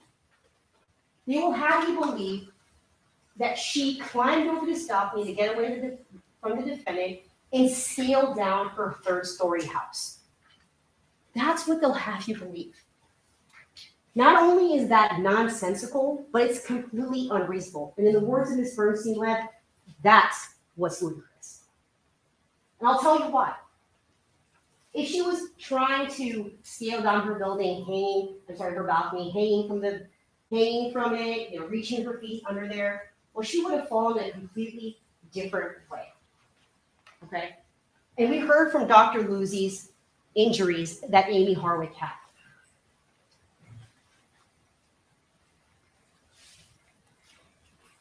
She had injuries to her head. And the one injury to her head that's important is that she had a subdural hemorrhage on the right side of her head. She had a fracture to her scapula. Her pelvis was shattered, causing the severe liver lacerations and internal injuries to her kidney. That means she fell onto her pelvis and then onto her right side. Now, she also had injuries to her face. Irrespective of the nasal fracture that Dr. Luzzi saw on her face, she also had other injuries that were evidence of her being beat up by the defendant. Injuries around her facial area, which is marked by the diagram on the left, as well as injuries to her hands and arms, which are also documented on the diagram to the right, which are admitted into evidence. Now, if she had fallen or hanging from the balcony, perhaps to break or fall with her hands, you would have seen fractures or completely different set of injuries to her hands and arms. If she landed on her feet, she would have had injuries to her legs, fractures to her legs, fractures to her feet. If she fell face first, you would have had a wide pattern of injuries, like the subdural hemorrhage that Dr. Luzzi talked about on the stand. Her injuries themselves do not support the contention that she was trying to get down from the balcony and happened to fall. Now, another reason why this is a completely nonsensical, sort of ludicrous version of events is, think about it. You heard how Michael Herman, when he heard the struggle, yelled out, "Hey, motherfucker." Now, you heard also from Dr. Luzzi that due to the strikes that she had to the head, due to the strangulation based on both the internal and external examination of Amie Harwick, it was likely that she was unconscious. It only takes 15 or 20 seconds to render someone unconscious from strangling them. And Ms. Bernstein-Webb can try to undermine the strangulation issue with Michael Herman as much as she wants. The fact that she was strangled is not based on just what Michael Herman heard about choking. And there is a misstatement by Ms. Bernstein-Webb during her closing argument. That is not the first time that Michael Herman talked about hearing Amie Harwick being choked. In fact, he called detectives on February 17th saying, "I remember more." And when they interviewed him on February 20th, he talks about how he heard Amie being choked. And he testified at preliminary hearing that he heard that Amie was being choked. And you heard that during redirect by Mr. Avila during trial. But irrespective of what Michael Herman had to say, we know she was strangled because of the autopsy photos that you saw, because of the testimony that Dr. Luzzi talked about. And he talked about that she was either unconscious or in such a weakened state because of her energy being expended after being strangled by the defendant. So is the defense saying that after being unconscious or in a weakened state, Amie thought to herself, you know what? The best way to get away from this guy is to jump over or climb over the balcony and scale down the building like Spider-Man, or run towards the stairs towards my screaming roommate to get away from the defendant. It just doesn't make sense that someone who is either unconscious or in such a weak state would choose to go over the balcony and scale the building versus running downstairs towards her screaming roommate towards help. It just does not make sense. Now, I talked about how there's no provocation in this case, and that the defendant acted with premeditation and deliberation when he intended to kill Amie Harwick. And we know this based on his actions. It makes it apparent that he was planning to commit this murder, and that on the night of February 14th, 2020, he took deliberate steps to carry out this very murder. The first is we know that he went from his house in Cabora Street, Playa del Rey, to Amie's home in the Hollywood Hills. That's what, 16 miles. In LA, I don't know, 20, 30 minutes to get there. And that whole time, he never turned around. He never thought, you know what, this is a really bad idea. I'm just going to stay home on Valentine's Day. No, in that 20 minutes, he makes the affirmative decision that I'm going to go and kill. I'm on a mission. I'm going to go and kill Amie Harwick. When he gets there, he doesn't park in front of Amie's house. I mean, if you just want to talk to her, why don't you just park in front of her house, right? No, he decides to park somewhere around Ivar Street and Vine. And instead of just walking to the front door like a normal person or wait for her outside, he climbs up this hill behind Amie's neighbor's house to access Amie's house. Now let's just pause for a moment. How does the defendant even know where Amie lives? How does he know that by climbing up this hill, he's going to be able to get into Amie's house? That's because he had to do his own independent research and figure out not only where she lived, but the access points to her house, the neighboring properties, and the neighboring streets. That is preparation. That is planning for a murder. In addition to climbing up this hill, he goes and lands here, the neighbor's landing. And when doing that, I mean, he's dressed for this mission. He's dressed to kill. He's wearing a hat to cover his head. He's wearing gloves. He has that rope or string tied around his shorts. And on his person, he's carrying that syringe loaded with a lethal dose of nicotine. Now, why wear these items, right? The hat, obviously, to cover your head. The string around his waist. I mean, they found those shorts or something that looks like those shorts at the defendant's house. And those shorts already have like a black drawstring inside. So we know it's not wearing that to keep his pants up. That's a tool that he wanted to use in implementing the murder, whether that be to tie Amie up, use it to strangle her, what have you. And the gloves. Why would anybody wear gloves? If you want to talk to Amie, why are you wearing gloves? What's the purpose of that? It's clearly not a very cold night. He's wearing shorts out late at night or in the middle of the night. Why are you wearing gloves? It's so that you don't leave your fingerprints behind. It's so you don't leave your DNA behind. So you don't leave any trace of yourself behind so that you can be ID'd later in a crime that you just committed. All of this is preparation. So let's talk about the syringe. Now, according to defense, he just brought this syringe for some other purpose. It wasn't to kill Amie Harwick. It was for something else. But members of the jury, let's straighten something out right now about some misstatements that Ms. Bernstein said. This is not a syringe the defendant possessed for months and years, as evidenced by the color. And according to the testimony, it was very specific. Dr. Maureen Bradley's testimony, which was read into the record, as well as Dr. Benowitz's testimony, talks about that the color may change when there's exposure to the elements. Things like being out on a balcony because of the exposure to the air, or just simply being stored in a syringe can affect the color of nicotine. But the breakdown which Ms. Bernstein-Lev talks to you about is something different. The breakdown of nicotine outside of the body can take years. It can take months. Now, if that's true, well, that's not true in this case because we heard from Dr. Wu, who tested this syringe over a year after this crime happened in July of 2022. That syringe still contained about 87% nicotine. That was the purity level of this specific syringe. And as Dr. Benowitz testified, that is a lethal dose of nicotine in that syringe. Now, why bring that?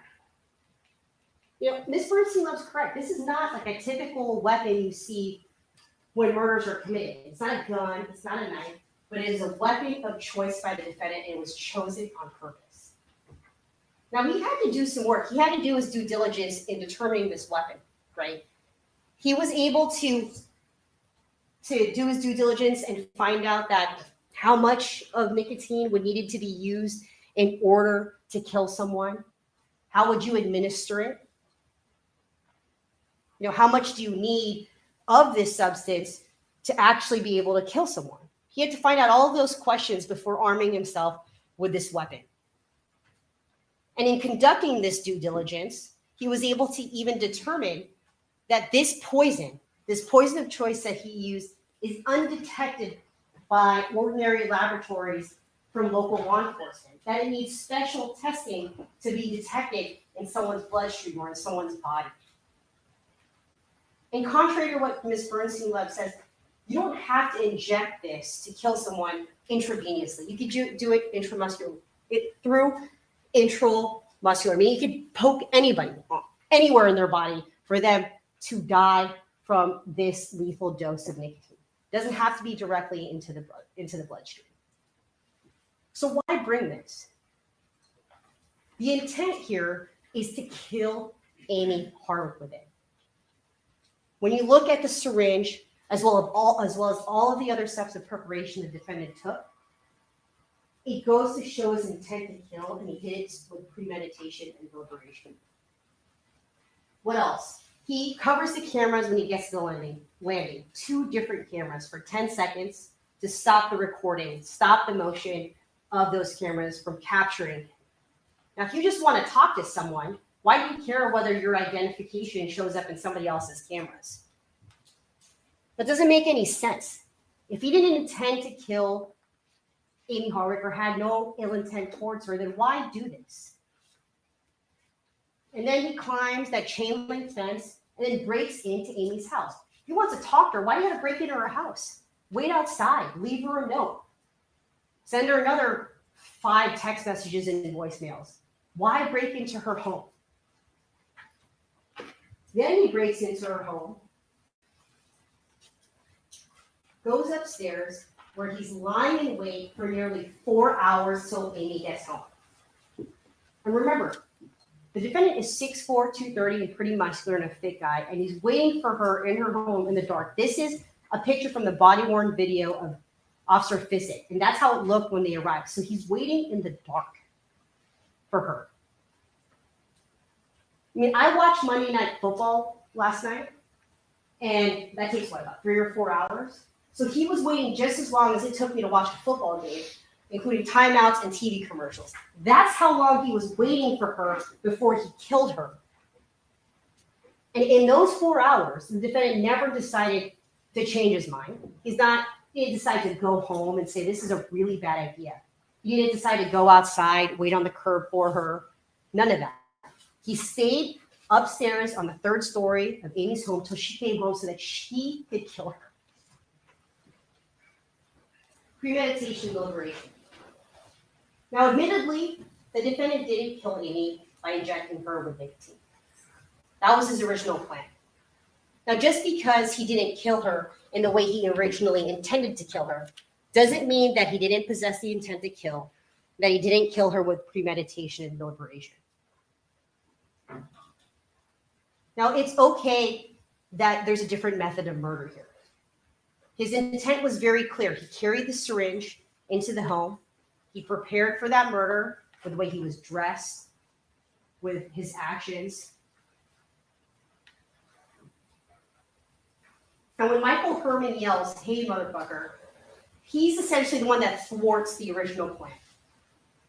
As you heard in evidence, she was beating up Amie. He was strangling her to the point of unconsciousness or a very weakened state. And when the defendant hears Michael Herman yell, "Hey, motherfucker," from these stairs, he reacts. He decides to pick up Amie and drop her over the balcony to her death, because he does this on purpose. He doesn't want her to live to be able to implicate him in any of his crimes. And then he immediately runs away. Now, I want to talk to you about the defendant's flight. And like Mr. Avila said, I'm going to echo this. His conduct, the defendant's conduct before, during, and after the murder speak volumes to his guilt. It speaks volumes to his intent. Now, if we're to assume from the defense that it was Amie that initially provoked him into this fight and that she on her own went over this balcony, why is it that he just flees the scene? There's a jury instruction specifically to this point. If the defendant fled, that conduct may show that he was aware of his guilt. He runs outside the side door of the kitchen and out from which he came, which is the chain link fence, and we know that from ring videos. And in order to do that, he has to run just by Amie's body. It looks farther in the photograph, but as Mr. Avila talked about, it's very close. In order to jump that fence and go back to the neighbor's property, you're going to see Amie's body. So this man who allegedly loves her, is so desperate to talk to her, cares for her, runs by her lifeless body on the pavement. He doesn't go to render her aid. I mean, if he was just there to talk to her and she fell on her own, why run away? Why not go and help her and see if she's okay? Why not go talk to Michael Herman and explain yourself? Call 911, call an ambulance, call the police, do something. His decision was to run away and leave her to die. That goes to show his guilt. Something else that goes to show his guilt is that within 46 minutes of committing this murder, let's just say within an hour of committing this murder, he decides to reach out to a girl he met on a dating app, Natasha Paul said, to respond to a text message that she sent hours earlier. Ha ha ha, that's funny. I mean, the defendant's a cold-blooded murderer, right? You literally just took someone's life. Yet, the first thing you do within an hour of murdering that person, of watching her die, is to text some random woman that you just met on a dating app? No, Jack, watching her die, that's, she was not dead. The next morning after the murder, what does he decide to do? At around 11 a.m., he texts Angela G, morning sunshine, what are you up to? And then proceeds to hang out with her for a few hours until she's arrested. Again, he's either trying to plan an alibi witness, or he really doesn't care about the well-being or welfare of Amie after dropping her over the balcony of her own home. That goes to show who the defendant is. A manipulative, selfish, callous murderer. His cell phone. Let me ask you, Counsel, how much more do you have? Like 5 minutes. Okay, go ahead. His cell phone. The defendant's cell phone is taken into the possession of local law enforcement, and they look for all these text messages that we see, this voicemail, all of that, and it's nowhere to be found. It's because the defendant purposefully deletes those text messages. It was. it was just, suffice it to say, it was not on his phone. I'm sorry? Suffice it to say, it was not on his phone, Correct. information, okay. This information was not on his phone. And he's a smart guy. This was purposefully taken off of his phone. Interjection. We were allowed to argue reasonable inferences. Reasonable inferences, yes, but we had I think the court made a ruling with respect to that. So the court characterized what you could say on that. Sure. Yeah, so go ahead. That information was nowhere to be found on his phone. But we know that those messages were sent, those calls were made, but they were nowhere on his phone. Where did they go? How did they disappear? Think about this jail visit that he had with his two friends, Corey and Eigen, as well.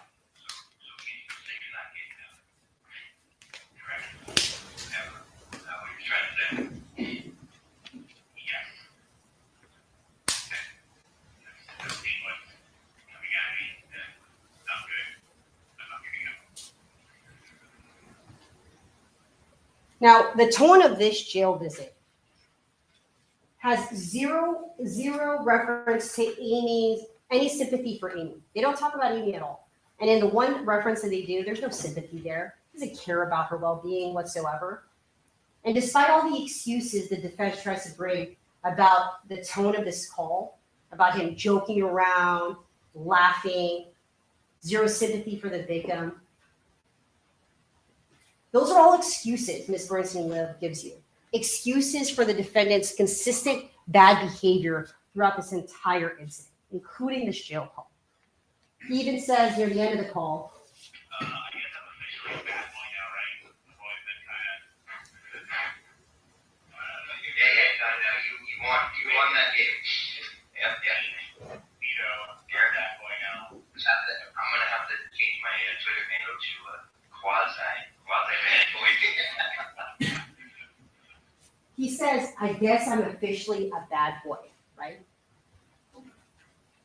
This jail call is just a glimpse of who the defendant really is, and that is a callous, cold-blooded murderer. He doesn't care about anybody but himself. He's manipulative and entitled.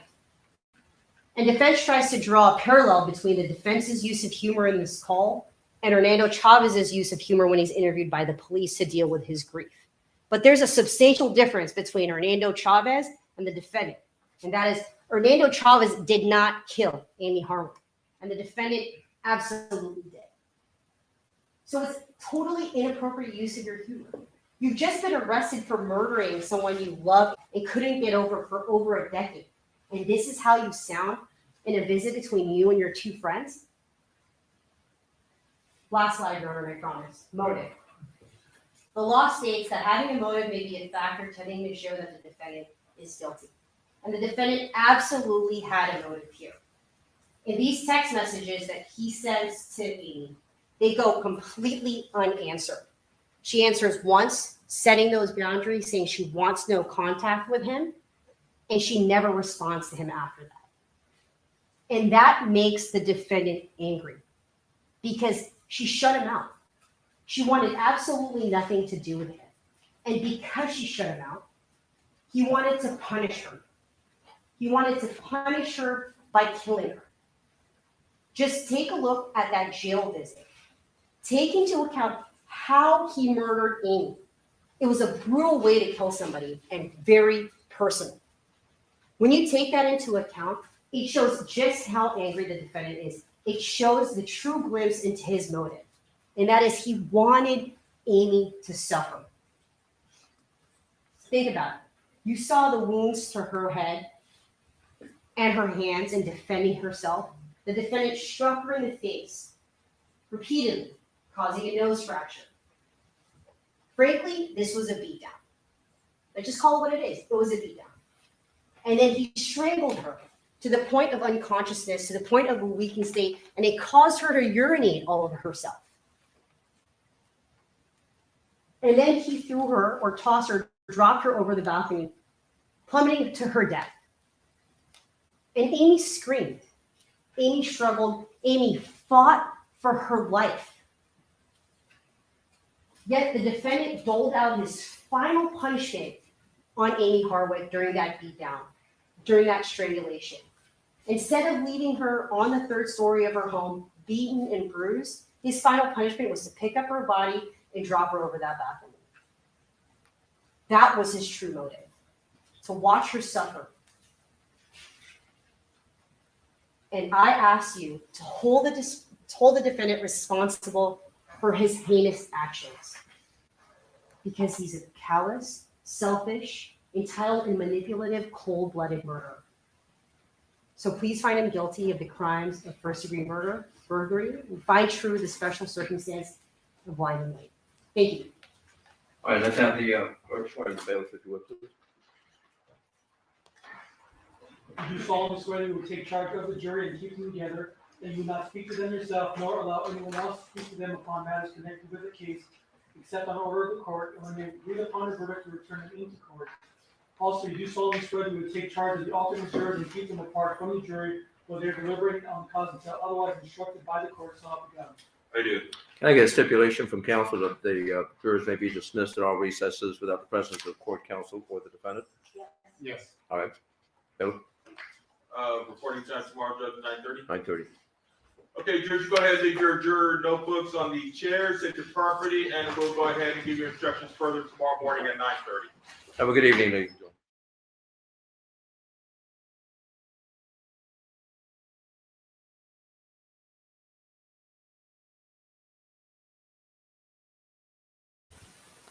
And there you go.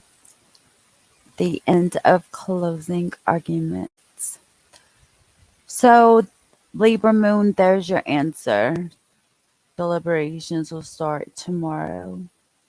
I could live on spinach. Ew, gross. What is that? Oh, spinach.